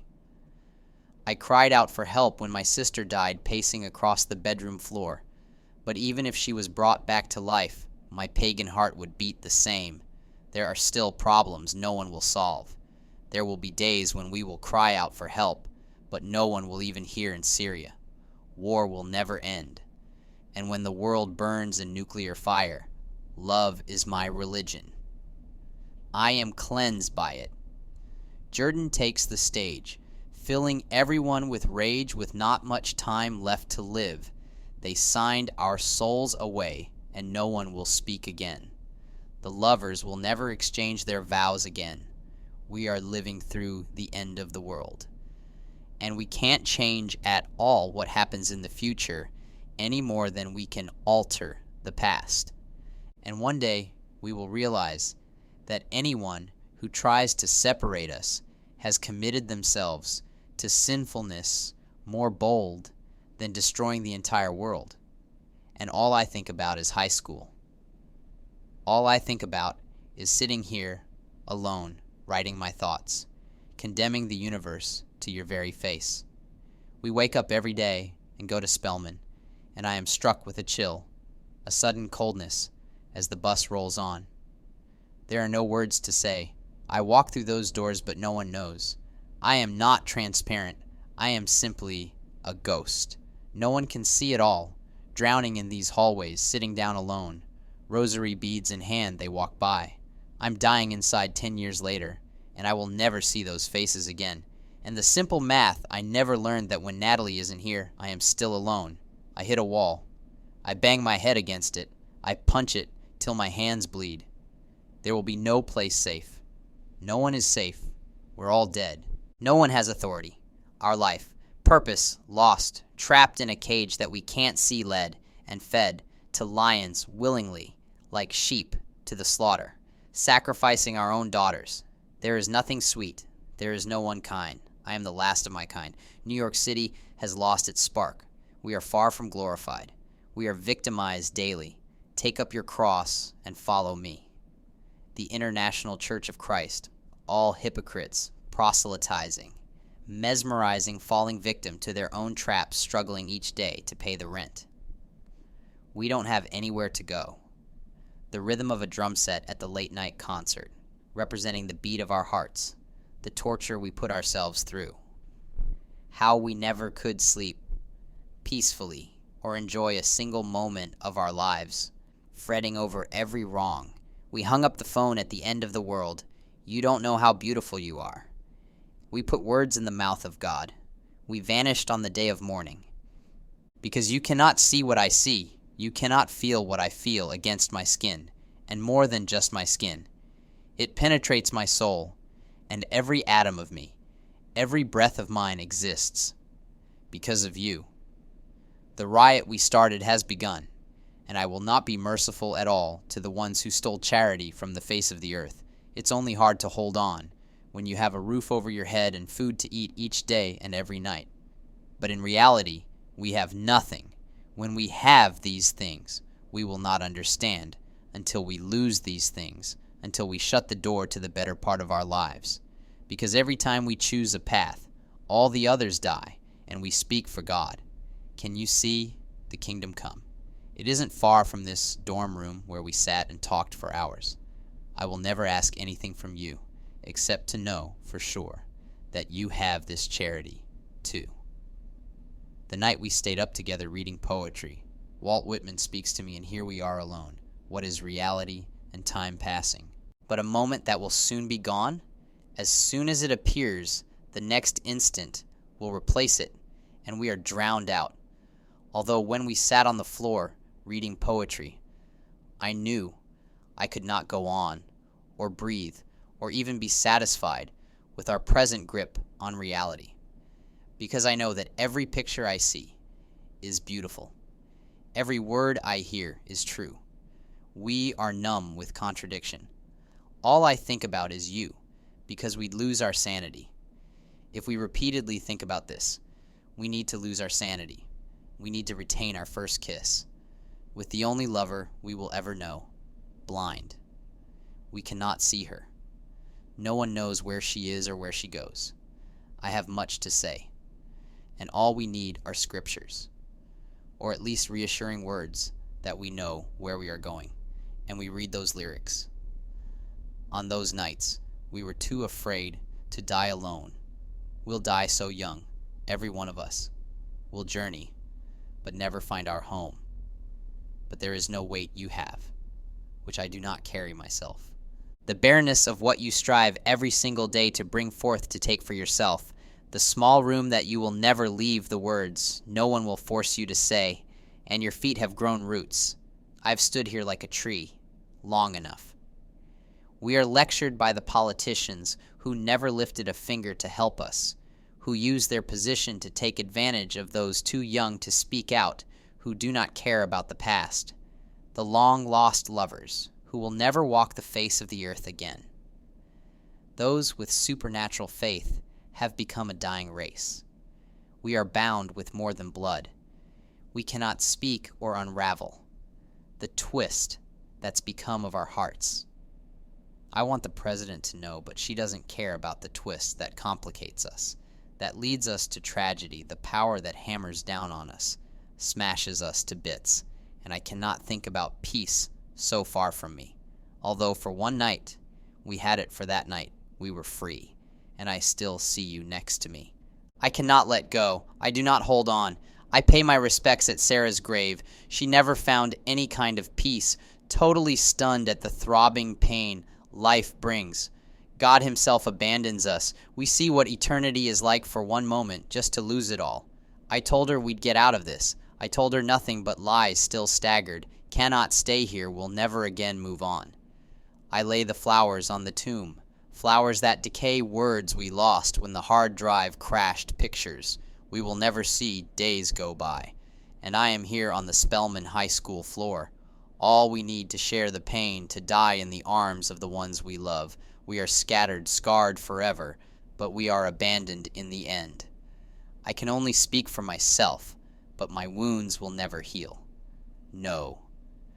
Divine miracle will ever lift me from this place. Poison on the airwaves. Death comes to us in every work of the imagination. We have dissented from the authoritative magisterium.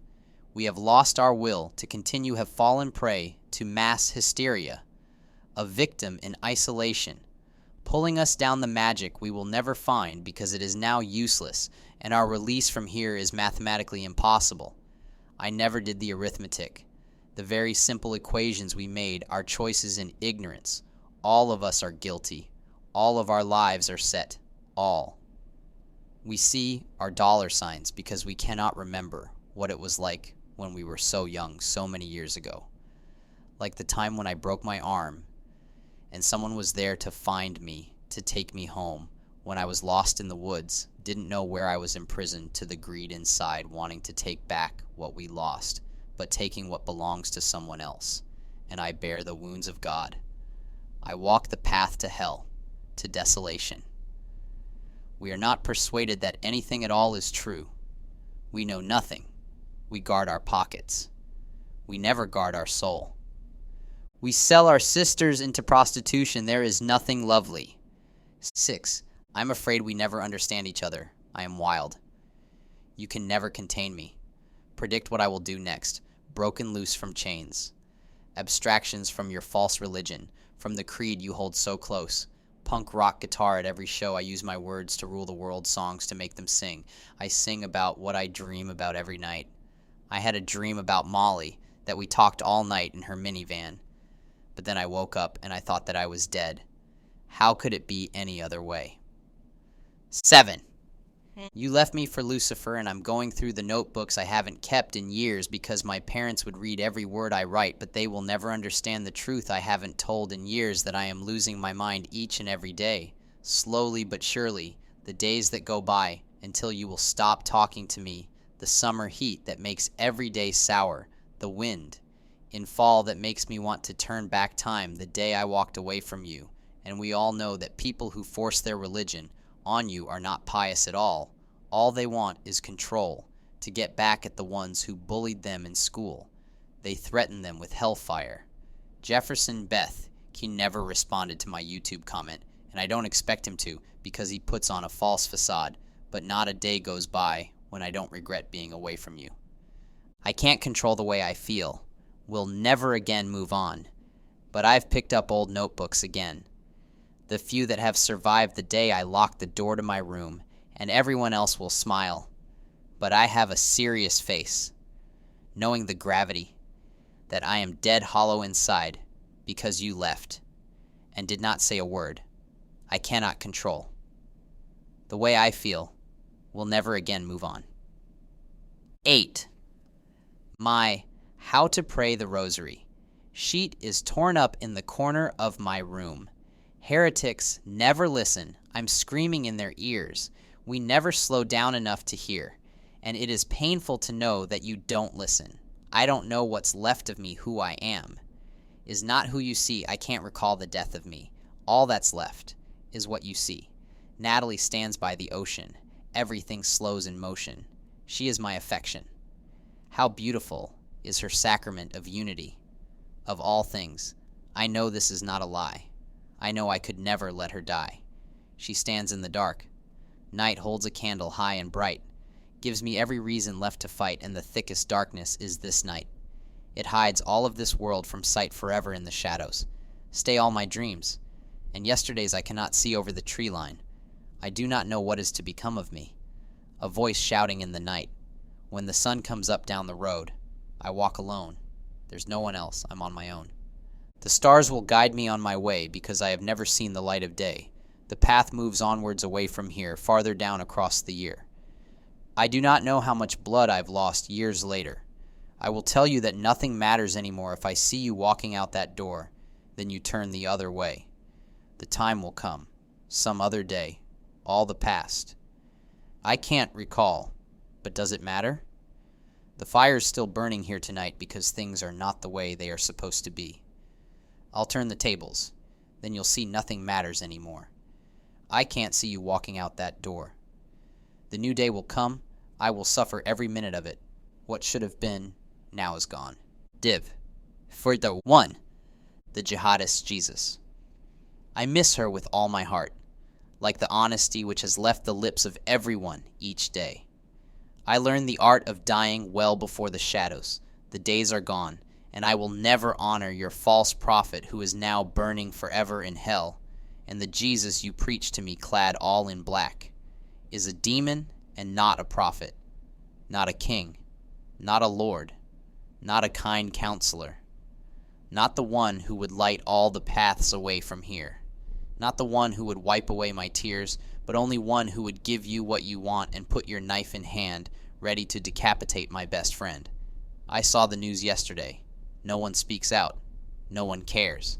I dropped my glass of wine. It shattered on the floor when I learned of Kayla's death hit so hard that I can't even comprehend. 2. It non expergescentur. I cannot remember a moment of life at Spelman Catholic High School.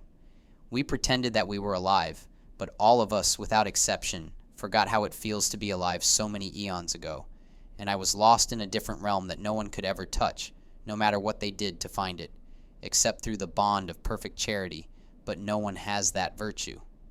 We've been through this all before, and we will never wake up. Most of us are doomed to an eternity in hell where the hottest flame on earth would seem cold in comparison, and all I can do is hold on to faith to a God that seems so distant that we will one day get out of this. One day embrace the bond of charity. I made a promise to forget the faces of those I will never see again. And when we forget, will the Lord of Lords remember and hold us all accountable for the amnesia we've self-induced? Now we have nothing left but a hunger for a life everlasting. But most stand at the door with no oil to light their lamps. Once the door to the kingdom is shut, it will never be opened again, and we all suffer at the hands of those who are pawns on the strings, locked in a room, just 4 walls and a barred window. And the drugs begin to peak, and the demons never cease to strut about, and those who put those chains on you will not stop until you are dead. Come to the font of baptism. But all those untouched by the water and the blood will be lost forever. 3. Auctoritate divina. The nights we spent together never stick in the back of my mind when we looked at the stars on a retreat, asking all the tough philosophical questions that no one will ever answer. If we were in need of being saved, there would be no one left to save us. And all those nights I still felt so alone, as it is no one stands with divine authority. And I look at Natalie's picture in this Syrian refugee camp, gunshots in the distance, telling me to stay true to her, no matter how I feel. And even if no one will ever understand, and even if we never make it out alive, and hate is all we know, the nights we spent apart are always on my mind. A black flag of a broken covenant and blood spilled across the high school floor. The bombs continue to fall, and this war will never end. And all my life we were lied to about the most important questions, and I can still feel the shadow fall like a total eclipse upon our dreams. The only hope I have is when I look at the cross. The only faith I have is that we will die one day. The only charity I have is for those who are torn to bits. Ontario is so far away, like a demented memory warping every single time it ever comes to mind, and most will not know what is real because they are abandoned by their true love. God knows they told all true love to leave their lives, and the Islamic State waves their unfurled black flag, and I stand amidst the crowd and hear from a distance like a cackle of hyenas. The enemies of the cross roar as loud as they will. The Roman Church is dead. Its crosses will be broken. There is no God but Allah, and his enemies will burn in hell. And when the Christian skins have burned, Allah will replace them with new skins, and they will be burned again. 4. As I slowly went insane, I wrote down the lyrics, the verses, the memories that gave me eternal hope. And when I forgot what to write, God would always end the passage, reminding me that there are memories worth clinging onto, and to thank God that we tend to only remember good things. If not, I would have been dead long ago, but death itself would be nothing painful, yet at the same time so sorrowful, and I would rather disbelieve than worship any other God. I would rather never fall in love than fall for someone other than Natalie, who had so much hope and always could stay calm, and the sorrow we had inside of our souls could not destroy us, but with every breath we took together, just wasting time in the world, while everyone seemed so sure about themselves, and we cannot forget the night when we suffered needlessly, but everything happened for a reason. That night was Judgment Day. Peace had left Christian's life, but the flames of the burning buildings illuminated the spirit found only in his dreams and in the new world. Unfolding in his dreams, puppets on the string filled with wickedness. Could control the world, dying to destroy the warmth she felt. His warmth all night she was beginning to feel death whisper into darkness. Natalie had spent 10 years alone away from him, but those 10 years faded. She crawled in bed next to him, didn't stay against his skin, and she shivered after the longest day she gave it up to him. The years go by, and she hated the nights she spent alone. I want this to be over, and I pretend hell, death, and retribution cannot keep us apart. No one expected the conspiratorial cover-ups on the part of those pulling the strings. People put their hearts to death while I remained silent. In silence she sat, her hand on his. I don't think that anymore. Everything changed. We have paid for all of our sins. Natalie lost the ability to find the real truth. Most choose to believe the lies Christian was aching, but there he faded into the immediate future. This is the way time always passed. Natalie felt his embrace, the crossroads of insignificance forever against his lips. The rain lost and deadly serious. You have no power to save it. Natalie, please prove me wrong. Christian said, I hope I'm wrong. The consequences of the truth. Always the same, the weekend was the beginning of plans for anarchy. We could never go back to those days. A lie can never satisfy us, only bring corruption, as war was threatening Christian and Natalie. They'd closed the bedroom door in broad daylight. No one will protect you or remember our love when I have passed away. 5. I celebrate the joy that comes from you, the hidden creases of your naked skin. I inhale every breath as if eternity was here, as if we were alone. I dance alone in agony. The strobe lights on my face. No one will ever know the difference between this life we never lived together and the ones we lived apart. But to me, the world is dark without your rational voice, false creeds, false faiths, false celebration for what is passing so quickly, sitting in the embassy office and forgetting what I know inside my heart. Natalie's heart fades away like the last breeze I will feel before I die, intoxicated by a siren's song. Having all the sex and taking all the drugs because we've never been more royally screwed than we are today, because the souls of those who die in mortal sin or original sin alone go straight away to hell, but to undergo punishments of different kinds. And tonight we come alive and see how high the stakes have become in a game of Russian roulette, our hearts filled with death and regret. 6. The world is depraved, and although we did not choose to listen to the lies playing like a broken record each day and every night, we can barely remember those younger days when she, the love of life, still lived inside of us. But we do not know where she went, and without her, no one at all can be saved, but there will be nothing left to save. We trust, therefore, that by the mercy of our Lord and God, our shipwrecked souls will find the ones we dream about each day and every night. 7.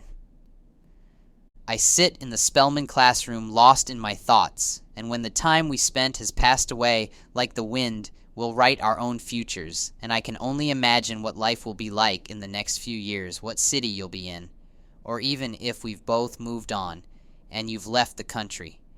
But here I am, just trying to say the words I never got a chance to say, lost somewhere up in space, begging to be found. Natalie Gabler.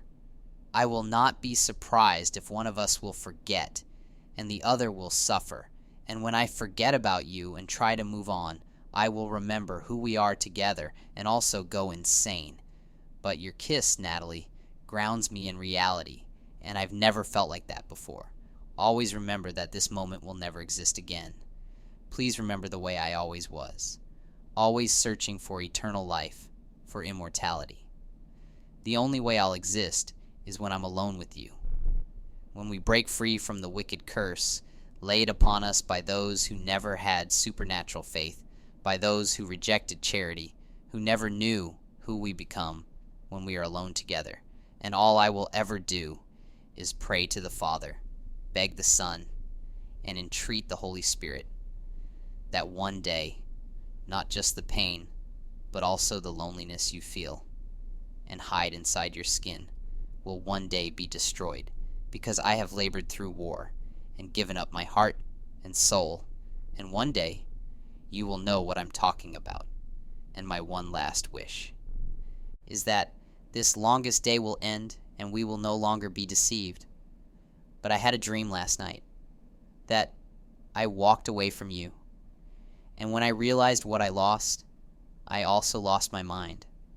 But all I did was pray to wake up, pray for another chance. We were made for love and to be loved. And this charity destroys your soul, burning like a candle, illuminating the pitch dark night. Christian Ehrlichman. 8. Never listen to a word, no time to hear what I express, the lies entrenched inside the barrier between us, crippling me. The word will never say, complementarity, don't ever listen to those songs again. And in separating, walking our own ways, wishing to leave the world behind, moods swinging like the weather visions we cannot see. And fields of light, skies of gray are all vanishing and will be born again. Tomorrow, had so much to tell you about the friends I made. You'll never meet.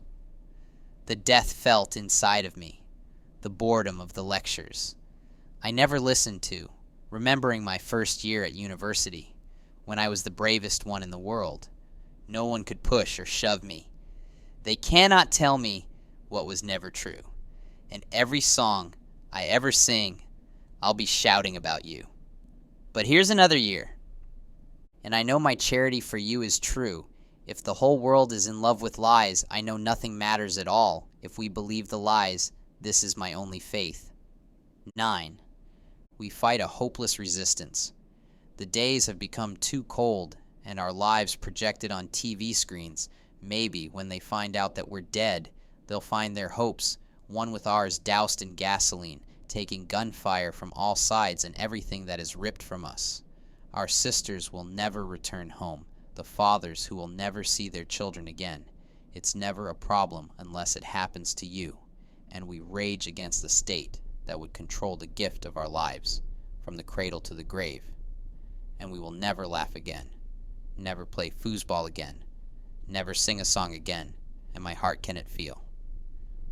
The dragon speaks with nothing remaining but rivers of blood and mountains of bones. 10. Lacy Green.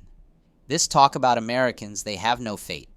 I'm not inclined to break relationships. The secret emotion, it will be special. The one person found unprotected, you are mistaken and you cheat. It's your decision, after all. I only have one person that no one can take away. We all come from the same place. I love you for listening. 11. We are alone in a world where we refuse to feel pain. I talk to someone who feels my pain. She died 100 years ago. Our dreams come true. I have the same dream.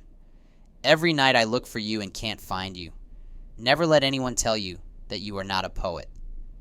The ones pulling the strings never had human hearts. I want to disappear. I lost my human heart. I wake up at night to the sound of bombs. And if you are reading this, I love you. Even if I forget what you look like, never let anyone tell you. It's a cliche to tell you that I love you, because every day I walk through the Bishop O'Connell hallways, and I realize that if I never told you I loved you, I'd be better off in hell, better off invisible, so that no one can see me, and I still go to class. No one notices I'm not enrolled. No one notices I exist. Wars have always torn our nations apart.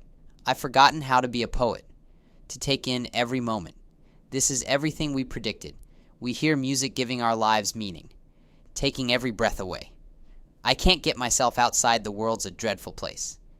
You only live once, you'll fall in love with death, because we won't exist. The summer goes by, our years vanish, we are alone. 12. Suffocation sensation. Skin, bearing down on soaked skin. These nights go on. We lose our mental health, smashed into fragmentation. What we'll never feel again. Stars so far away, the kingdom will never come. Night and day. Odysseus journeys home, never to reach his destination. Am I alive like I was before? Natalie's lips against mine. No one can taste. No one can feel heart to heart, skin to skin the heaven. We'll never know, cut off from us on our wedding day. Multitudes of words. I'll never say highest mountains, never move, although my faith is unwavering. Heaven, so far away. Whisper it a word of change, and you'll never find it. Seek it in simplicity, and you'll never escape from it walking down Toronto streets when the night is cold and slip from your arms like faith. Hope, charity, Father, Son, Holy Spirit. Bring me to eternity's shore, reality. Losing grip of it, riots in Toronto. Streets, bombs go off in faraway lands. What we had before, dead-end jobs, lives without a first cause life, without an existing God, is nothing compared to what we have together. We'll get out of this together. I promise. Div. V. All of these words are from Natalie Gabler. Warren, January 23rd, 2009, scribbling on the notepad, "Fuck God," over 100 times. I don't want to live in a world where no one stops to listen, where no one hears my prayers. If God were real, he would stop and light a path away from here. But we are in darkness. Worlds Apart, January 25, 2009. I remember when life used to be beautiful. I fall into an ocean in which nothing is held certain, in which we have lost all our faith, confidence that the sun will rise tomorrow. Maybe our destiny is to never express how we feel, to have our lips sealed until Judgment Day. Maybe then things will turn out right if God ever shows up. I walk through the Spellman high school doors and feel the fog fall on me, feel the torment, the mania of the future, the depression of the past. Never believed in destiny, never believed in God, never could feel the sunlight. Not for a single day. January 26th, 2009. I think I need therapy, or at least surgery, for the open wound inside my heart. I tried to patch it up myself, but cut a deeper trench sitting in front of the therapist, who asked me why I feel so much pain. She says my words don't have to be as eloquent as Shakespeare. Any will be fine, but I don't believe that anything I say will take the pain away. I don't believe in God, and I don't believe. In redemption, I worry each day and every night for no reason at all. I walk out the doors and know things will never be better. February 14th, 2009. Dark clouds on the horizon. My soul, drowning, convicted of the truth. This will never end these times. So crazy, extinguish the hope for the future. I am a weirdo. I am alone. And I need to hear your voice. Need to hear you call. I need to hear you say that I will make it out. Pressure joy has long withdrawn, not expected to live in harmony. Self-fulfilling prophecy. I wish I was a fiction in your mind, and I saw the news today. The girl who threw herself out of a moving bus rather than face the torment. She died a slow and painful death. I cannot breathe without thinking of you. You are the light through the prison window, a fiction in my mind. February 17th, 2009. Time, no intermission, no seasons. Our futures are inseparable. Though I have never met you, no God, worth praying to. It will be so tragic if this is all there is. We do not move on. We never existed. We read the news and give up the fight. We don't care that the days are darkening. February, darkness at 6 a.m. I wake up as the bus moves through the city. We always regret our past mistakes, the choices we never made. Because I was not brave enough, I simply walked away. February 19th, 2009, sitting in homeroom, remembering the days when we were lectured about what to do and what to say. I take out that notepad and write a letter that I hope you will read, though I've never met you. My mind is saturated with regret, wishing I had never lied, always told the truth. But habits have become so hard to break, no one will hear my voice. My sanity hanging by a single lifeline. I need to call on you, but you don't even exist. The girls walk in laughing. I will never be like them. Never recognize them. Never smile again. December 18th, 2009. My dad wonders why I cry so much. He wonders why I can't go on. Why I can't spend any time outside in the darker world. Why I can't see the world the way he does. He never expected to have a daughter like me. And I will never tell him why I am in such agony until the day I die. If there's a God, then we are damned to hell. If there's no God, then nothing matters at all. I will never set foot in a church again. I'll pray before the altar of regret, drink from the cup of forgetting all the faces I will never see again.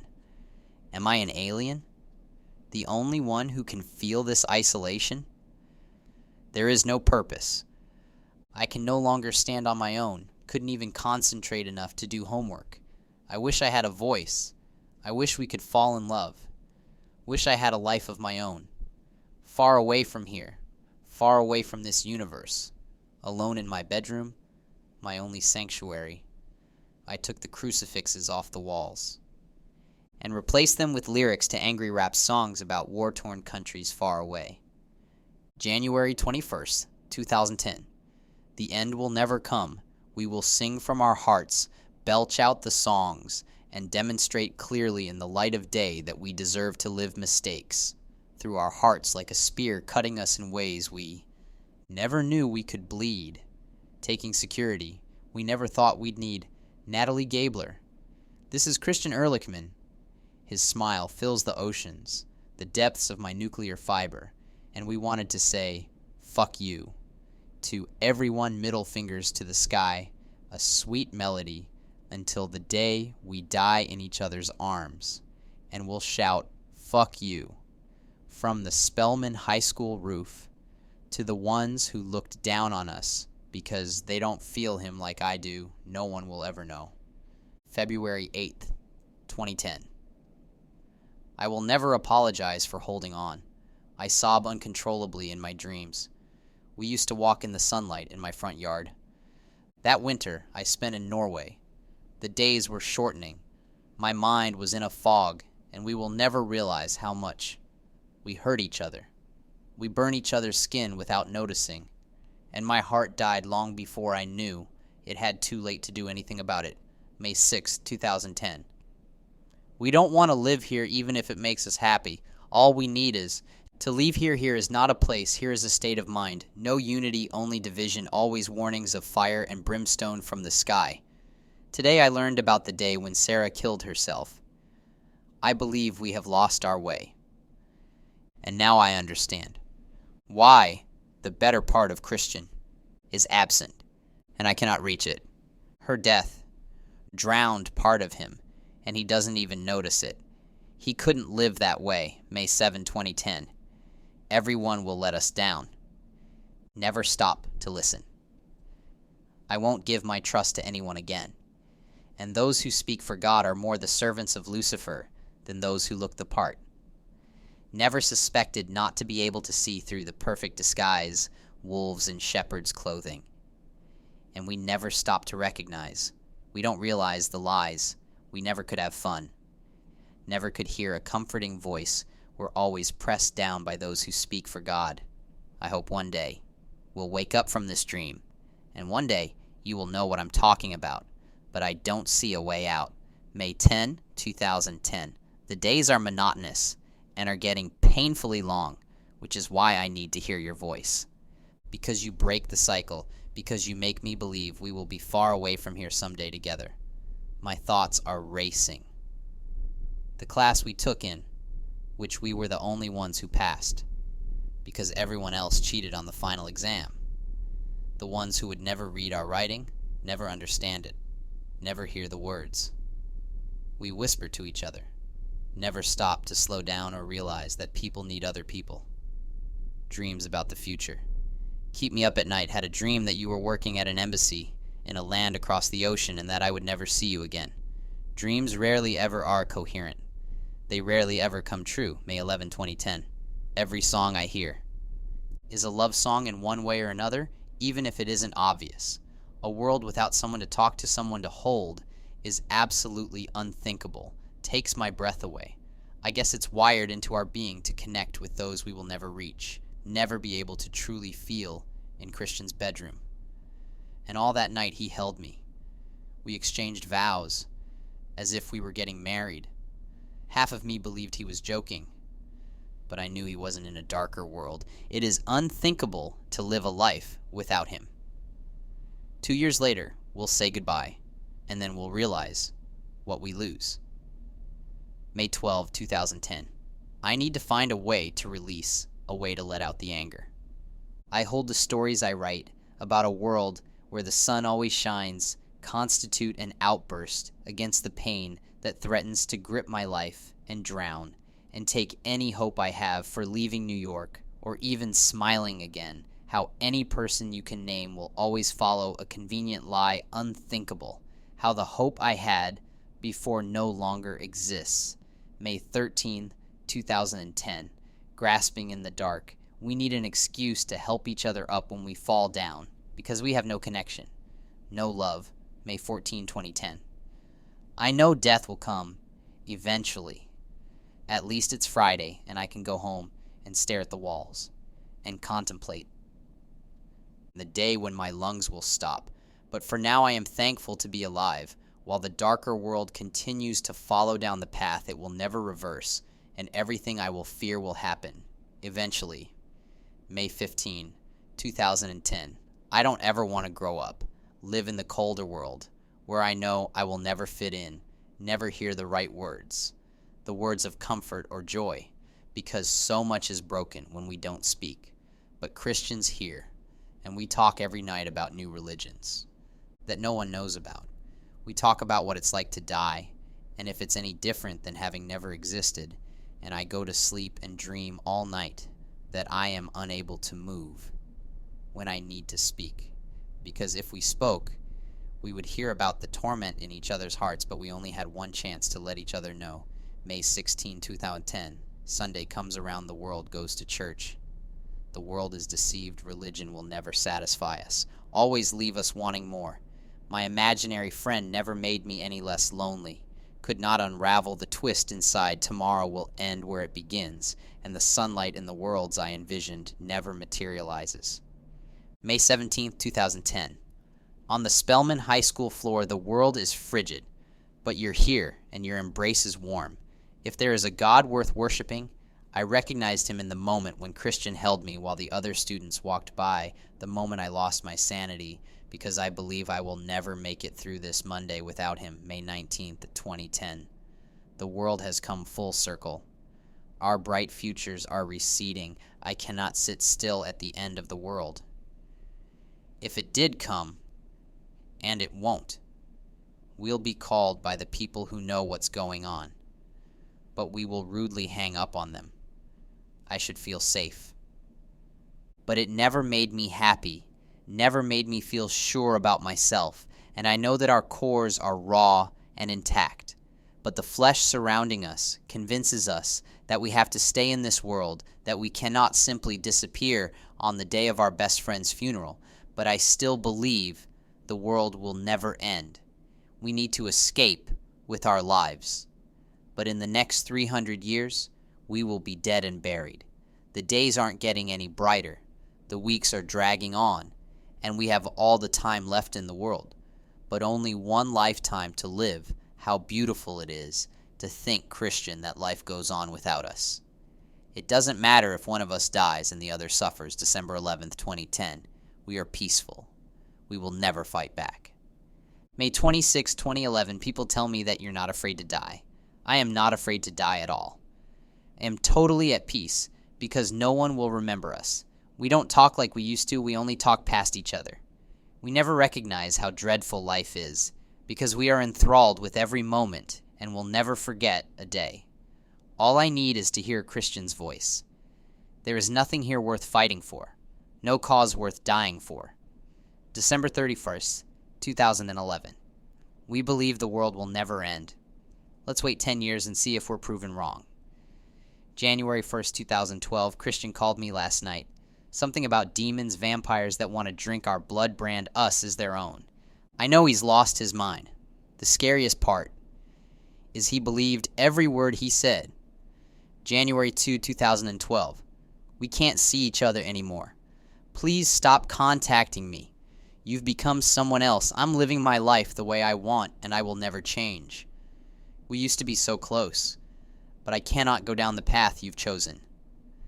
Cannot worship a God who drowns creation with fire, fierce and wild. You need to know I love you. You need to know this world descends to hell. Those words will echo in my mind for the next 10 years. I do not want to sacrifice. I do not want to die. 2. August 31, 2015. Silence comes over me. Silence never ends until death. August 7th, 2016. I cannot imagine. I will never recognize how much I need you. No one will ever drop what they are doing for any reason, not even on Judgment Day. When we reject the Catholic faith forever, we walked out that door into the dark world where all that is here loneliness, decaying, clawing down on our lives. Tell me about the pain you feel. I will never admit, never believe that it is real. The years went by, and I was asleep. Wish I had recognized the freedom we will never have, the days we never spent by the pool. August 9th, 2016. I saw my brother today for the first time in 4 years. In the living room, he just stood there for 10 seconds, a shadow over his face. I've come to tell you, the one who created this universe is no God worth worshiping. He'll drown the world in fire. He said, I no longer recognize him. I will no longer be there for him. He's gone down a path I will never follow. And I sat down next to him in total shock, and he told me, I've joined the sigil, and I don't regret what I've done. I told him that I'm scared of everything he's become. August 10th, 2016. I call Christian and tell him what happened, and he is not shocked to hear I called, but he is shocked to hear the path my brother chose. I want to be far from here. I no longer feel safe. The sigil will hunt you, and they will not stop until you are dead. He is dead for all you're concerned. You cannot save him, cannot change him back. And it hurts so much to know that my brother once was there for me, when the world was darker, but now he imbibes everything I've ever feared, drives me with sudden fear, kicking and screaming away. August 12th, 2016, walking through New York City streets, and the fog over my head, hoping they will never find me. All my past concerns are nothing, and I know there is a meaning to life, but the air is frigid at night. August 13th, 2016, water pouring over my head. Why is it that we can't see and don't know where we are? We will go under the water together, but we will not know when we will leave, even if hellfire rains from the sky, as long as you kiss me. I will be happy even if we never understand what the truth about love is, still numb with desperation, filled with hatred, while everyone is concerned with where they will be next year. I do not care at all as long as I can sleep in his arms, as long as joy exists, as long as life is real, as long as I can feel, taste, breathe. And I do not know what the future holds, but I can hear the sirens and hear the bombs dying to leave New York, dying to believe Christian when he warns me, but no one is more faithless than myself. We have lost all connection, only bound by the waters of recreation, only bound with a blood covenant of our own, made with our skin against skin, in the darker world. A miracle. August 14th, 2016. And now I remember what it was like to simply talk to Christian. What it is like to breathe a sigh of relief, knowing we are not dying of cancer, but we are dying of something much worse. But I no longer care. I can feel the wind against my skin, the spirit that watches over us, truth that will never fail, and the sigil is conspiring against us, plotting our demise. We're the last ones who can see clearly the world the way it is, and I know I still feel this shattering pain. Tearing slowly at my heart veins are ripping, and I know I never will feel safe again. And all of the events of the world are going the way Christians said they would. Another attack by terrorists in the streets of Washington, D.C., another bombing in faraway lands, another day. We suffer in perfect misery. We are the only ones to feel beauty in the storm. We are the only ones to know this. And I wonder what made my brother lose his mind, like he has take a complete 180-degree turn in his life. He is so far gone, he is unreachable. August 18th, 2016. The one who founded the sigil was a former Benedictine monk. In the 13th century, he made a pact with Lucifer, who appeared to him in a vision of light and gold and promised him that the woman he loved would be his forever, if only he obeyed. And I know the days are counting down, and we will realize how much pain this act of selfishness cost us. But he only lived for another year when his friends stabbed him in the back. Fresh blood on their hands. They wanted to have his power, to bend people's will, to change the course of history, to know aspects of the future, and predict what will happen. Line by line power they believed to be almost limitless, but there was no way they could save their own skins, no way they could walk away unscathed. August 19th, 2016. Christian told me he loves me more than anything in the entire universe, and I did not say a word in response because my pain is overwhelming. Christian told me he wanted to live with me in Ontario, and that if the sigil ever come back, he will protect me from the vampires that want to drink our blood, and I can see the demons that flood the world and haunt our every footstep. I want to leave this country. I want to leave New York, January 6th, 2017, taking the New York City subway. Another day in my dead-end job. Another day to complain the demons that surround us, the vampires that want to eat our flesh and drink our blood. This is how we are victimized every single day. We never will have a soul to tell because no one will ever believe, and all I think about is high school. Can you feel my skin against yours? We are alone together. We are dying in each other's arms, but slowly and surely, life will be like this. There will be no comfort for pain, just walking through the streets of a world that will burn in nuclear fire and deep inside. My nuclear fiber. I know that this pain was meant to end. We are never satisfied with what we feel, but saying your name is enough to mask the agony. January 7th, 2017.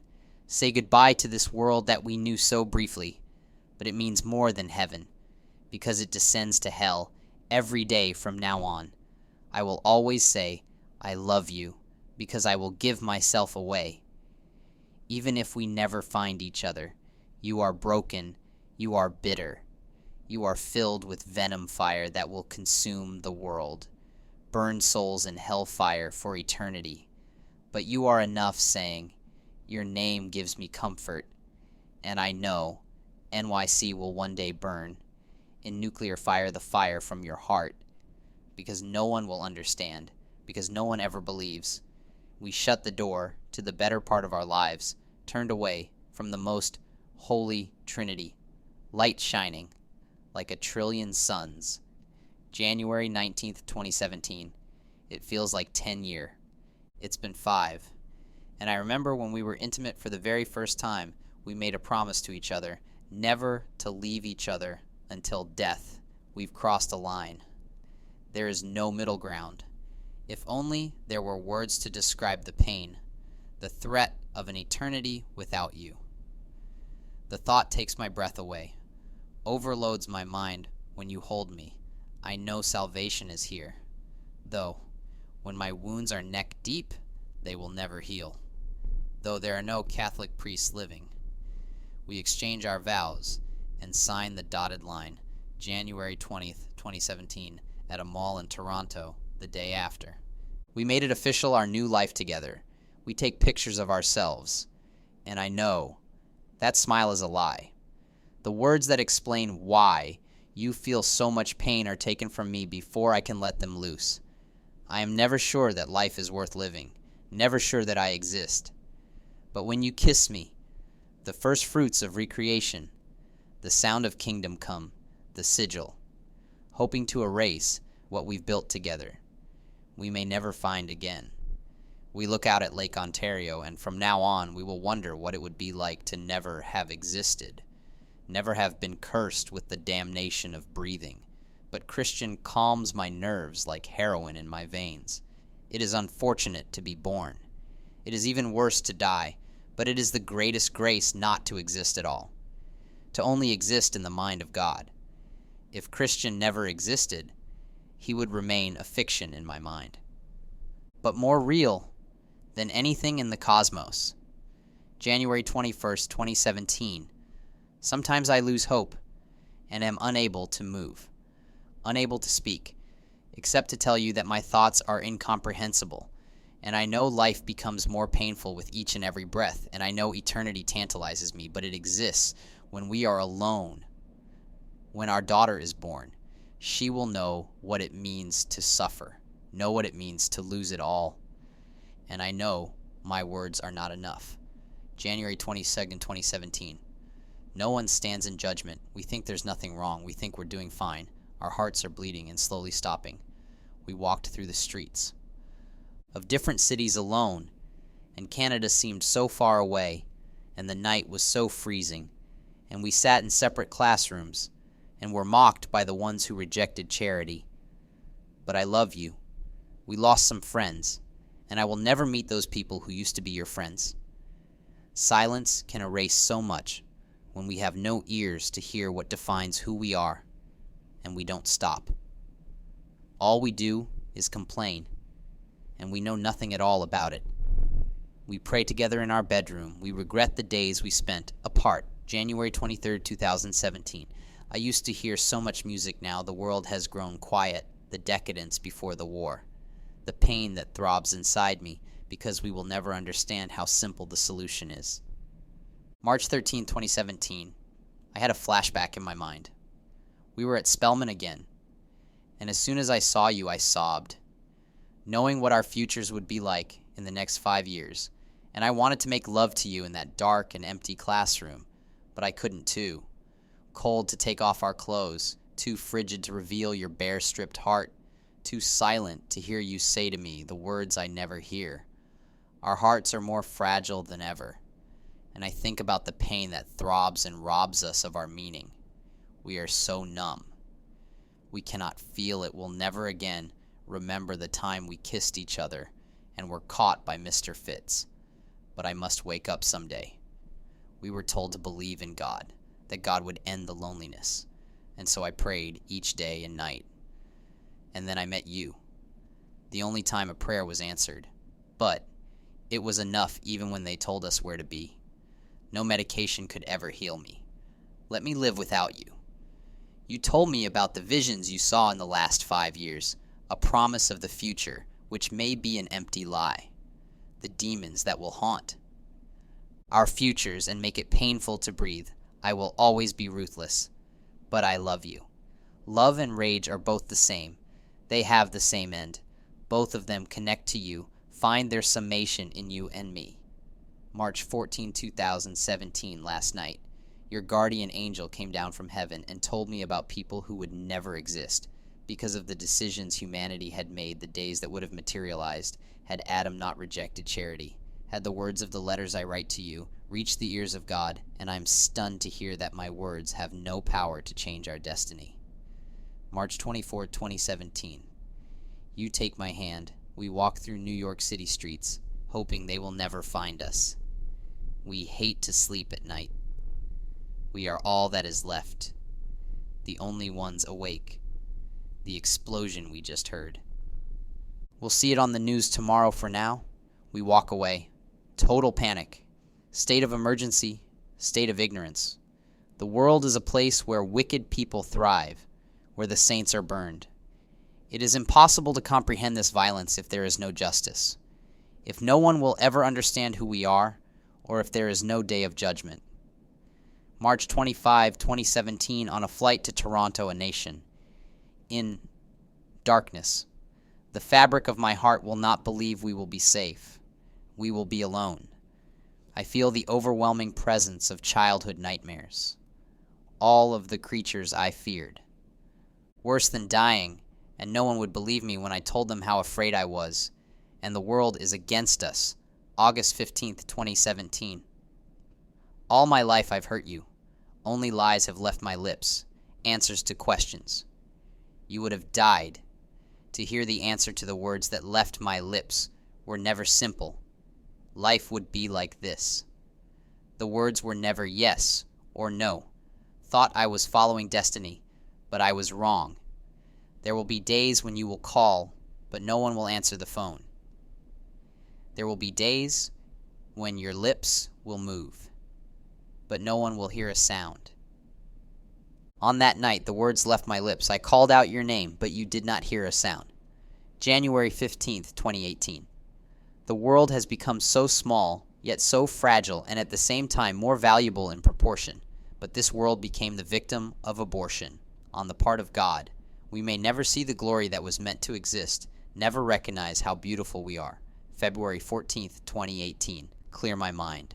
Your body, your testament to me. But I can no longer feel this world, not my home, not a place of celebration. They sold their souls to Lucifer, held down in isolation, overwhelming misery. I stood in the midst of the crowd, constantly wishing to leave the world behind, knowing when the bombs would fall, the day, the hour.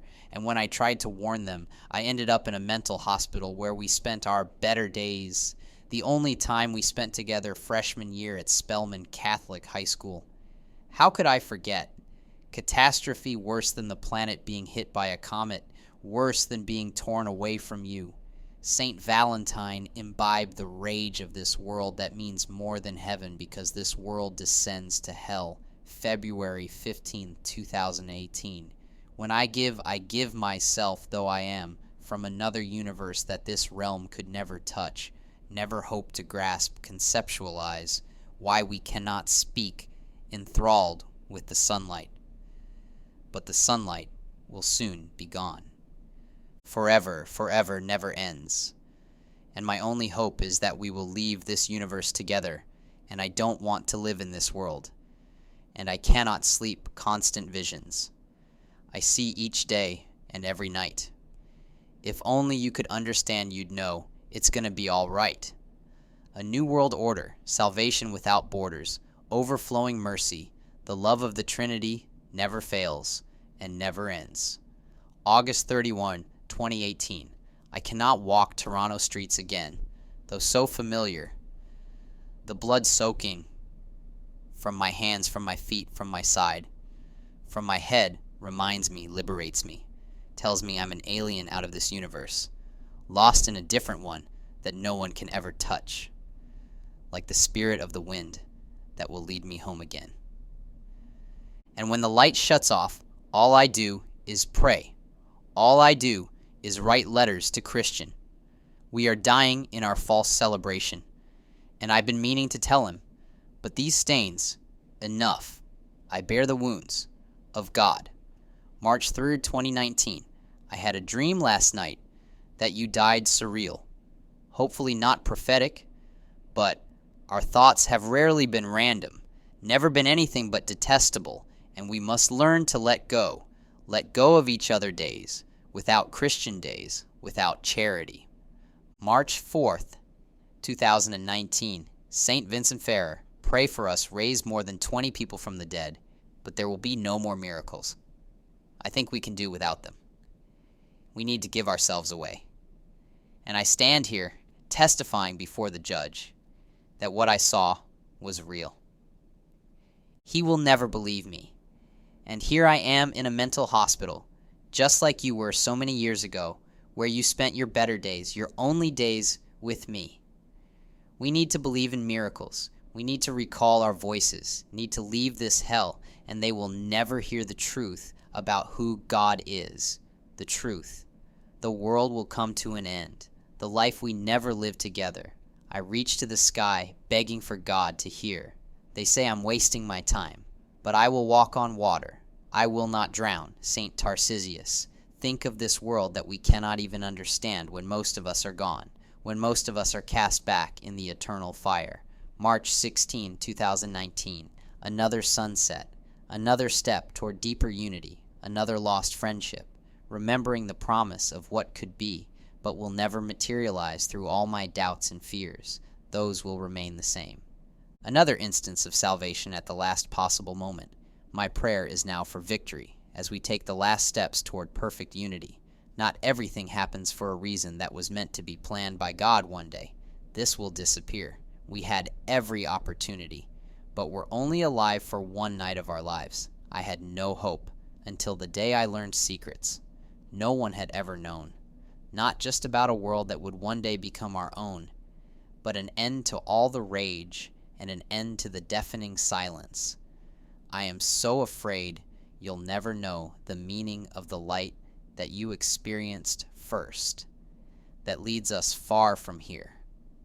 All my life, I screwed up my chances and coasted half asleep, because I do not believe that any of this is real when compared to when we walk in pure sunlight and the blades of grass will be cut against our feet. Like sharpened razor blades, March 20, 2019, we are sick, mentally dead, morally screwed beyond control, beyond reason, beyond heaven or hell, I would rather die than face the end. I will never return to King Street East, where we suffered needlessly, and there will be no one to comfort us. And like you did, I comforted them, though all they did was cry. No one cared. No one speaks for them. I held him in my arms. Medication will make the pain go away. No one is aware the simple solution, faith, hope, charity. And he killed himself, hung himself from the ceiling beam, while no one was watching my rosary beads in hand. There will never be anyone to hold us again. And God let me know their secrets. Let me know their pain. Feeling the energy of the universe flow in and out of me, he said, I will never see my family again. I told him it wasn't true, and I saw a Christian's name written on the wall. April 25th, 2019. We do not have much time, and the news does not scare me. Mass executions in New York City streets hit so close to the home where I was born, where I was raised. They reap our damnation. They give us our well-deserved payment for what we've set our minds to. That can only end in death. And we wonder why this feels slightly wrong. Anything but tragic. We imbibe the lies because we trusted the heretics on the television because we wouldn't fall asleep. But instead, listen to an intoxicating siren song, a fate worse than death, a demise worse than eternal fire. No need to wonder. April 26th, 2019. I haven't heard from you, Christians, since I heard about the bombing at the Canadian Embassy in Egypt. The future comes without our permission. The new day is merciless. April 27th, 2019. The sun in Portugal was what I felt before you left. And then I saw a vision. But God made me promise not tell a soul what I saw. If I told anyone, the universe would cease to exist. But I will never tell a soul what was meant for only me, for as long as I exist. And we're all in need of recreation. We are all begging to leave this hell. But this goes on after Jesus comes back. We will not exist anymore, in the truest sense. We will be born of water and blood and not remember any ounce of pain. May 27, 2019 in Ghana. A nation torn by war, I came to find Christian. Came to find my husband. He told me not to come. Here, found him in the hospital baptizing those on their deathbeds. I do not remember what he was telling me when the door opened behind me and the bullets started to fly. He forced himself in front of me like a shield, gave his life, so I could live events, play out just like our dreams, and we have one chance to change our fate. 10 minutes later, we pull the sheet over his face, but I have hope. That conquers death. In the name of the Father, and of the Son, and of the Holy Spirit, I say to you, arise. No one in the West will believe what happened. May 1st, 2020. I walk through the fields and beside the lake, and I can see the days pass like seconds, and I can see the war with hell and demons flood the world. You take my hand, and the blood transfers to yours. A disease without a cure. Life in Ontario used to be so oblivious, but it became obvious that all good and sweet things have an expiration date, even the ones we cannot live without. A dragon speaks with venom, tries to pull us over the edge. We stayed up on those nights praying those 15 decades together, a plea to return to a world we forget cannot conceptualize. I expected you to tell me the truth about love, but no one will speak the right words again because of the curse laid upon us. May 2, 2020. The sigil will never find us again, because we are too young to die like this. If they had slit our throats, heaven would have avenged our deaths, would have destroyed the world for the sake of you and me. May 3, 2020. Nothing will ever change my mind, and I am not sure if we can continue to live our lives in a world controlled by the sigil running and resisting. January 1st, 2021. Omens of the future warnings about nuclear fire. Our world will never end. The city will never burn. Do not be concerned, blinded by pain and disharmony. I am apathetic to everything except for the light that I can see through the waters I've been plunged under. Maybe one day we'll wake up from our coma, find the place where we belong, no longer. Ignore rhyme and reason. January South, 2021. Christian, you were right, and I was wrong. Remember the day we met, when we find heaven, hell, or something in between, or something entirely new, something we've never dreamed of. But when you see my face there, you will never know that it's really me, maybe as good as a hallucination. Projected in your mind, and when I die, and I see you there, how will I know it's really you? Our lives are cut short, and those in Toronto never cared until the rain started belching from the sky. The door to the ark is closing when it closes. Nothing will exist again. We don't know what it means to breathe. And as I sleep in your arms, I know I will never feel your heart beat again. When I woke up, your heart was cold and frozen. I am alone. January 20th, 2021. I can barely stand because the tears keep me down. I cannot stand still because the songs that define us fade into separate melodies. Sing it out, the symphony. You have forgotten the words. We were never bold enough. To say this is my punk rock insurgence in which I find my soul, breathe it in the echoes which break the silence that has been here since our first day of life together. Listen to the melody and have faith in every word I say. Keep them in your soul and shout them at your demons that come to claim your nuclear fiber, because these words existed before the conception of the universe in the mind of God. I will strip these words down to a sentence. When all days are gone, we will meet again, and we will still be young. 3. January 21st, 2021. The wind Toronto's fractured skyline, heat and cold busy streets we walked hand in hand. All of these are gone. The gunshots, my screams, words people told me I don't believe. I put the part of me that was willing to death long ago. A closed mind to prevent anyone from taking your heart away from mine. I will never feel it beat again. We went to bed. We never opened the door again, for fear of losing a child again. But instead, I lost you. Today is judgment. The day we waited for fire and brimstone from the sky. Div. 1. The sobering talk the professor gave about how we will never stop the bombs, how we all will slowly die, and don't forget when we were together. Don't forget that we will die. We are losing the magic we had before. We are falling so far behind, not just in school, but in the way. We don't understand falling into unpayable debt.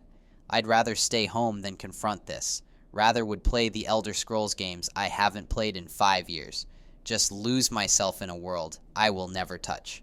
Sometimes I want to jump out of my skin, like jumping out of a moving car, like giving up on life, like donating your organs to your dying friend while you are still alive.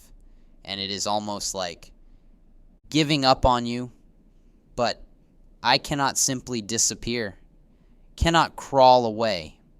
The way I walked away from you on the last day of high school was like crawling out of my skin, crawling into a nightmare that we will never wake from. But we always lie to ourselves.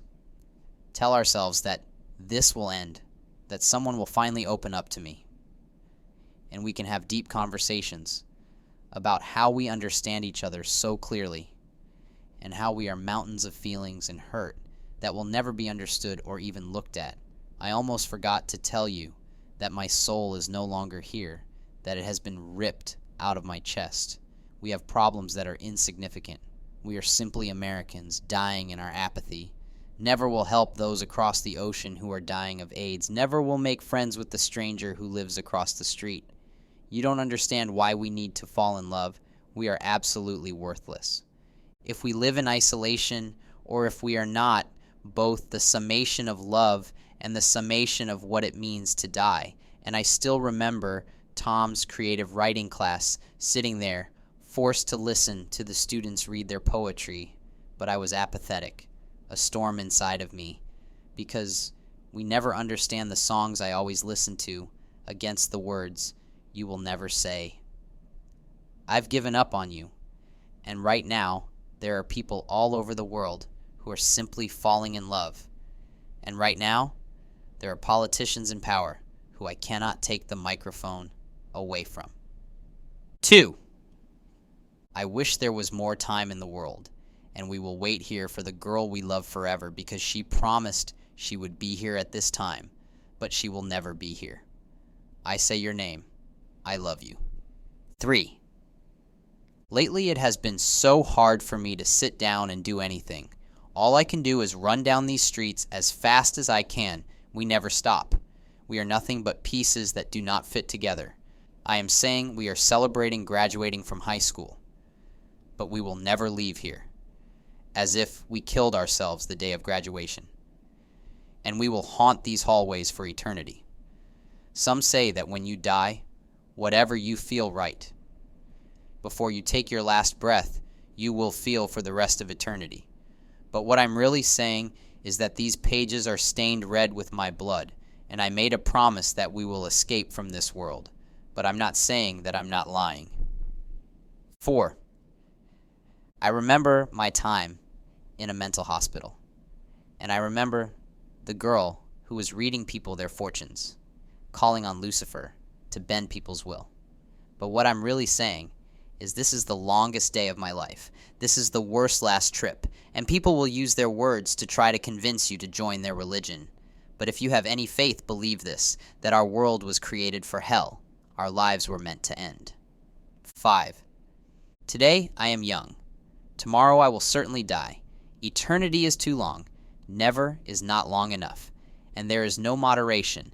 There is only heaven or hell, but none of us have a choice. 6. In a better world, we have something to cry about. 7. I want to ask God to change what the Bible says before it was written, so that we can go to heaven and forgive each other, so that we can learn to love all over again, so that we will not be certainly doomed to eternal misery, so that we can relax for one moment of our lives and forget about what makes us lose our minds. 8. On a flight across the country, the words stitched together prove we are wrong. So much knowledge just waiting to be forgotten. So many years go by until we will forget and only remember being alone in my bedroom because I've excommunicated you surgically from my past memories. 9. No one is listening. We are drowning. You were never there for me. 10. We never tell the truth. We never know what it means not to live as a cleric promoting a false and pagan religion, so set in our ways that we will never consider change. 11. Watching YouTube videos about what it was like 5 years ago, and I know we are dying to understand. I feel the life being sucked out. Beatrice Portinari. Your love was torture. We found our liberty. We lost our salvation. And my dear, you know that when the last day of the world happens, I will not change anything I am doing. My heart will not be moved. 12. Believe in me. If you believe in me, we will recognize that we can inspire every nation to stop fighting with bombs. Drop radical Islam. I think the war-torn world simply needs to drop what they are doing and have a beer with me. There is no reason for violence. We need days without slavery. We need to hear our names called yes. That means it's time. Leave. And I know I've lost you. And in the embassy office, I will forget myself. But at a rock concert, I'll see you walk by. We won't be together in the dorm room. I will remember you. 13. Some years ago, I lost my mortal soul, and I locked you outside and never let you in again, but then regretted it for the rest of my life. Because some years ago, I spent all my money on what I would never need, what I would never use, and as I walked away, the music in my ears reminded me of what it is like to live forever alone. What it is like to never wake up after the most exhilarating vacation to countries across the ocean after the bombs go off, and we sit together, holding each other's hands, contemplating what the world would be like if we never met each other, but it never sunk in, because the music in my ears reminds me that we are always fluid, always filled with motion, and we will never stop moving. Never stop going forward. And I struggle with this. I cannot hold myself together. And I always say that on the night I met Rachel. She'll never talk to me afterwards because we are dying in our false celebration, because this night is incomprehensible, and I'm telling you that this music is enough to make my soul burn in hell everlastingly, to prove that everyone is absolutely a liar. 14. The day we die, we might not realize that we need to connect with others, because we spend all our time on the internet trying to reach someone, but they will never pick up the phone after all we are connected, because no matter how close we feel, we can never touch their souls. And when we die, we will be deceived into thinking that the hallucinations we see right before we die really represent the people that we love. But we are wrong. We need saving someone to enter in from another universe, just in time to tell us. We are wrong to tell us to stop moving, because every ounce of pain is louder than every love song. Every day will never exist again. And the way you look at me makes me regret ever having existed. What grace it would be to never have been alive. 15. We need to comprehend. We are far worse off living in the world we envision in our dreams. This world means more to God than heaven, because it descends to hell. 16. The day Skyrim came out, I took alienation to the knee, took my heart and lost it. Tell me what I need to hear. I no longer have faith. Now we say goodbye for now. I am shivering, and there is absolutely no use in describing how I feel. There is absolutely no reason not to give up. I'm giving up on you. I lie down and kiss you in a world beyond the afterlife, because there God did not fail us. Hand our lives over to Lucifer.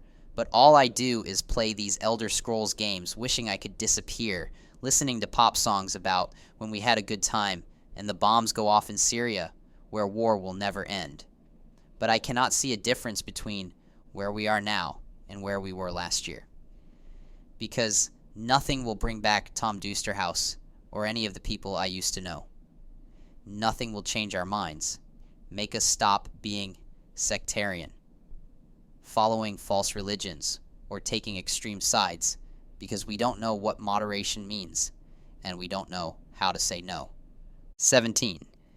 At the end of the party, I saw Ally and asked her if she wanted to slow down for a moment and maybe go out to dinner, but I don't remember what she said, because in my dream, I went home and took so much of my own medication that I ended up in the hospital for 3 weeks. And during those 3 weeks, I realized that I missed Molly so much that I will spend my life not realizing, not succumbing to the meaning or purpose that we exist for in the first place. Because I am starting to believe that without the divine faith, we are without direction and chase the wind.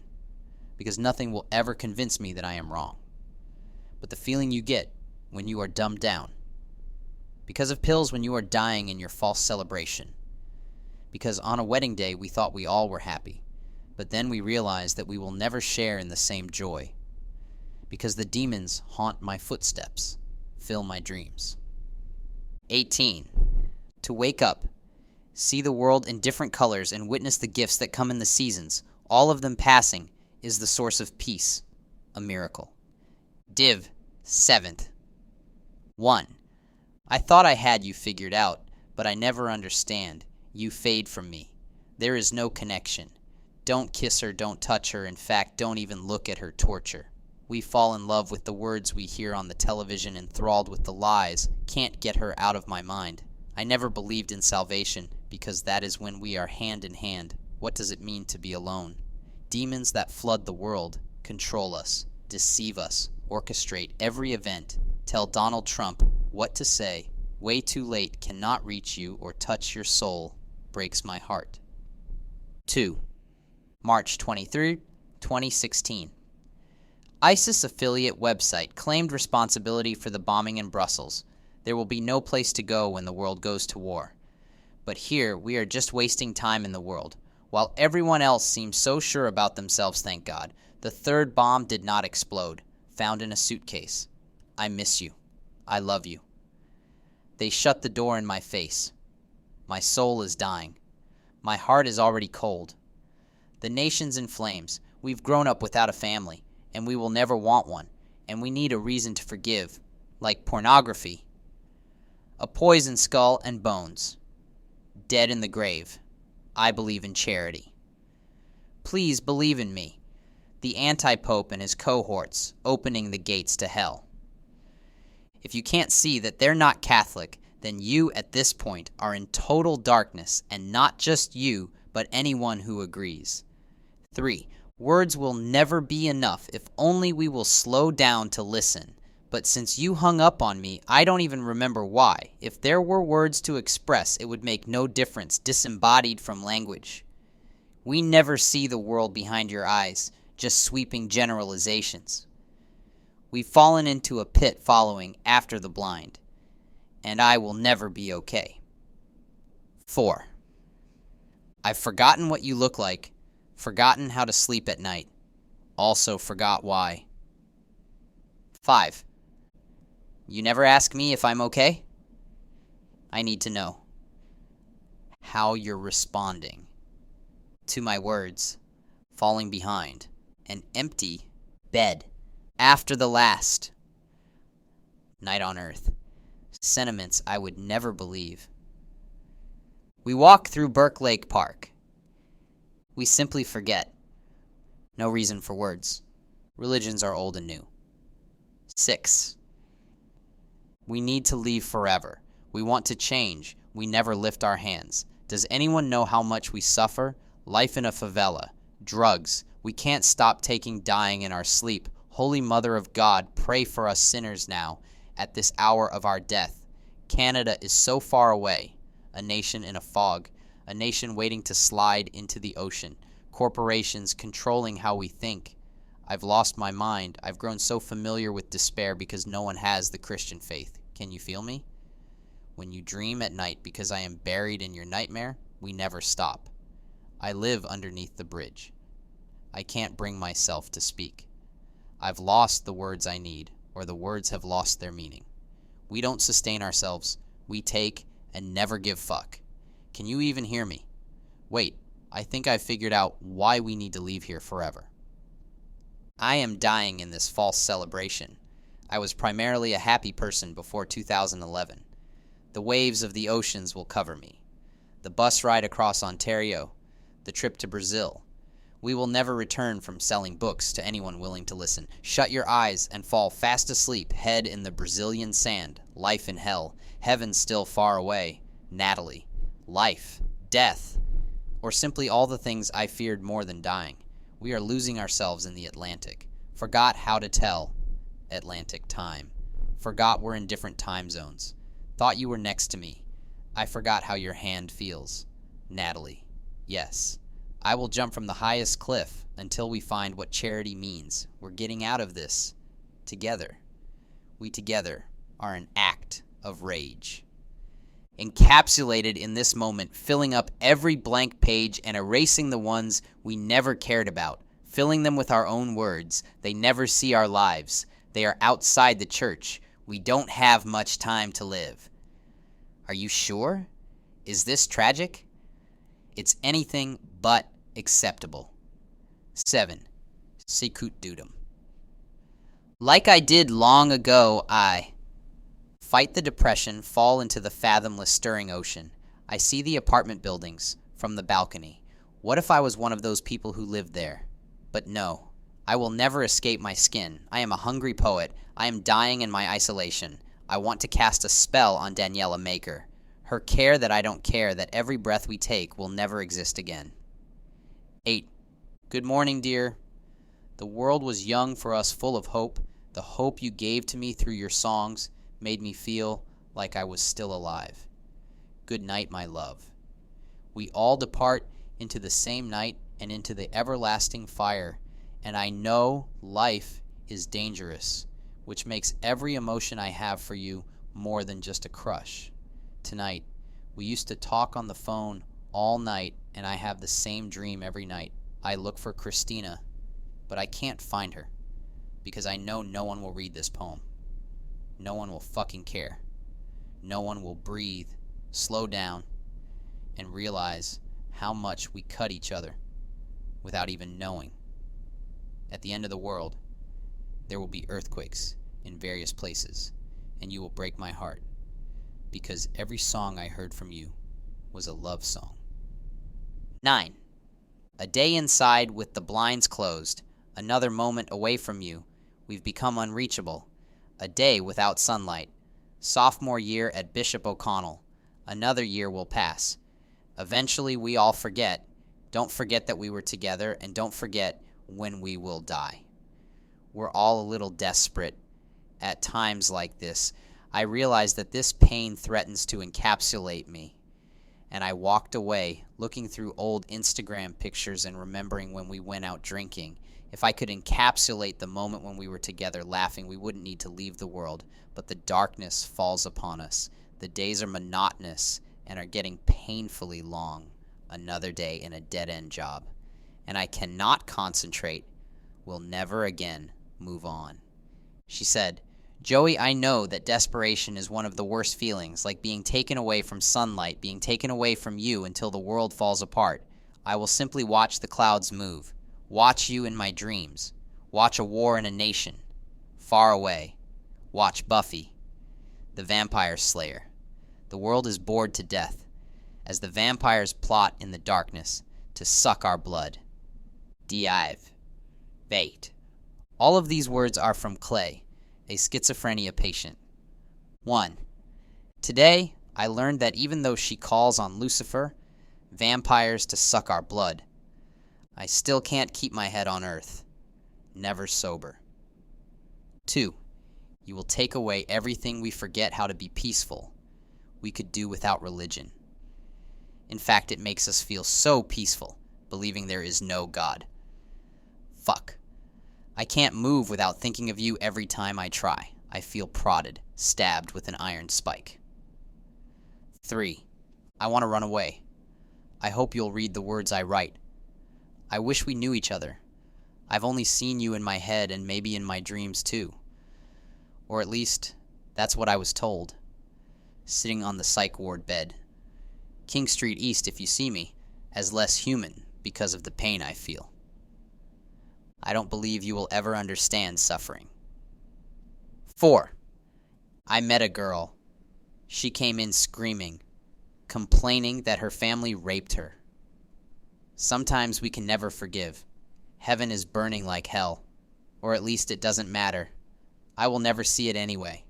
I want to fly, or at least drive away, leave Toronto. But when these days aren't going by in the most painful way.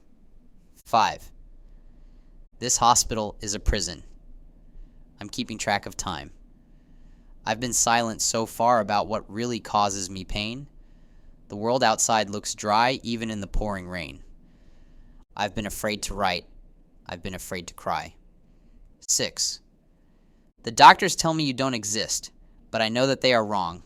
I love you more than words can say. Today I decided to stay up writing all-night poems about despair.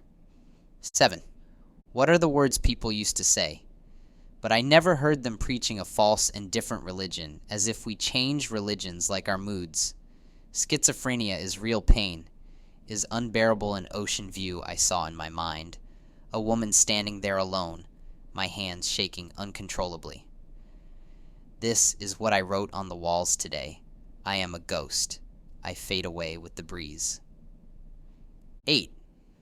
When I tried to kill myself, it didn't work. You're what's keeping me alive, and I know you'll be thankful that I'm still alive. My head is not getting any clearer, falling into pure ecstasy each and every day.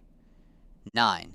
You'd be so happy to see me here, Mr. Hanover. Poetry professor, you taught me well. You're the reason I write these words. I never want to be without hope again. The world might be twisted, but I don't want to take it out on anyone. We're at the wrong planet in the wrong century. 10. I bet it's cold tonight. I'm crying out for help, begging to be found. No images I see will take this pain away from me. I don't want to wake up starting to like it here. Though they say, I will never be better. 11. I don't believe in love except when I say I love you. A world without you is unthinkable, the world I can't escape from. They say it's in my mind. 12.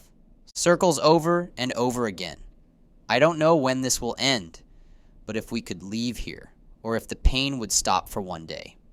If nights were enjoyable again, how quickly we descend to hell. 13. If I could calm down, but I am a little too optimistic, a little too incoherent, losing my soul. Dear God, please give me the magic words I need that will convince you to take me away from here. 14. Sinking deep into my bed, wishing I could pick one thought out of the many, willing to do anything to have you hold me in your arms, hatred inside me. 15. No improvement. I look out at the world around me, wondering if the days will ever be bright again. I don't know what went wrong. 16. Without you, life doesn't seem sweet like that time in second grade when life began to change, but I feel so much energy, forcing me to leave. 17. Sometimes I never can finish my thoughts, never can express them. 18. I feel empty, dying, evaporating, mesmerized. 19. Please understand, I am just like you. We aren't that different. Please don't pretend there's something that keeps us apart forever. If life were different, we would be friends. We would no longer be alone or walking our separate ways. 20. I want to change my name and leave Canada forever. Everyone will pretend to be kind. I am strong enough to make it through the storm. We will never find what we are looking for. We are always totally blind. 21. Please forgive me, I was never there for you. 22. I want to meet her someday, but she will never recognize me. I don't know what she looks like, but life isn't worth living without her. 23. My mind is in a fog, and not one person will ever help me. 24. The same questions every day. Are you having suicidal thoughts? 25. Too late to do anything, sorry I hurt you so much. 26. Life should be boring because every day is exactly the same. 27. I stood up for myself against the ones who spit in my face. Maybe I'm destined to always be alone on this psych ward bed. 28. I want to leave, escape. My skin want to find myself again in a different universe. Maybe other souls will find that place. We will be together and not remember any of this. 29. Sometimes I find it hard to forgive, but I do it anyway. I find it hard to die, but I will do it anyway. 5 days from now, I will leave this psych ward. 30. The days are getting colder. 5 days since I left King Street East, so I can stare at the walls again and find no meaning in life. 31. In my apartment, talking to people on the phone I haven't seen in 10 years. I guess it doesn't matter, because the world is growing darker by itself. 32. We used to laugh together, but now we only cry alone. Self-induced amnesia symptoms always come back. Take those pills, hoping to disappear. 33. If I could lose myself for one day as long as you kiss me, I will be happy. Perfect misery, self-depreciated. 34. Words have become meaningless after blasting poetry. Your faces look cold. I don't feel the life that should come from them. The meaning of life, but they won't come close. I will never slow down. 35. 10 years from now seems so long, but what is time without cycles? What is life without you? An empty system, like a machine, sucked of all of its life. 36. Walking through the city. I realize one day I will say goodbye. 37. I wish I could help you, wish I could touch your soul. 38. At a concert, and time will go by. Maybe music gives us meaning, helps us to let go. 39. I travel across the country, reading poetry. I sleep on the concrete floor. 40. I met a girl, and we loved each other all the time. They told me she did not exist. They were dead wrong. We walked through the city and I bought her flowers. looked her in the eyes. This moment will never exist again. I want this to never end. 41. Even though I will never be perfect, the world is dark without you. 42. We come closer to the end of existence every single day. J L Hickey lives in Virginia. He has a BA in English and a MS in Management from George Mason University. As of the publication of this book,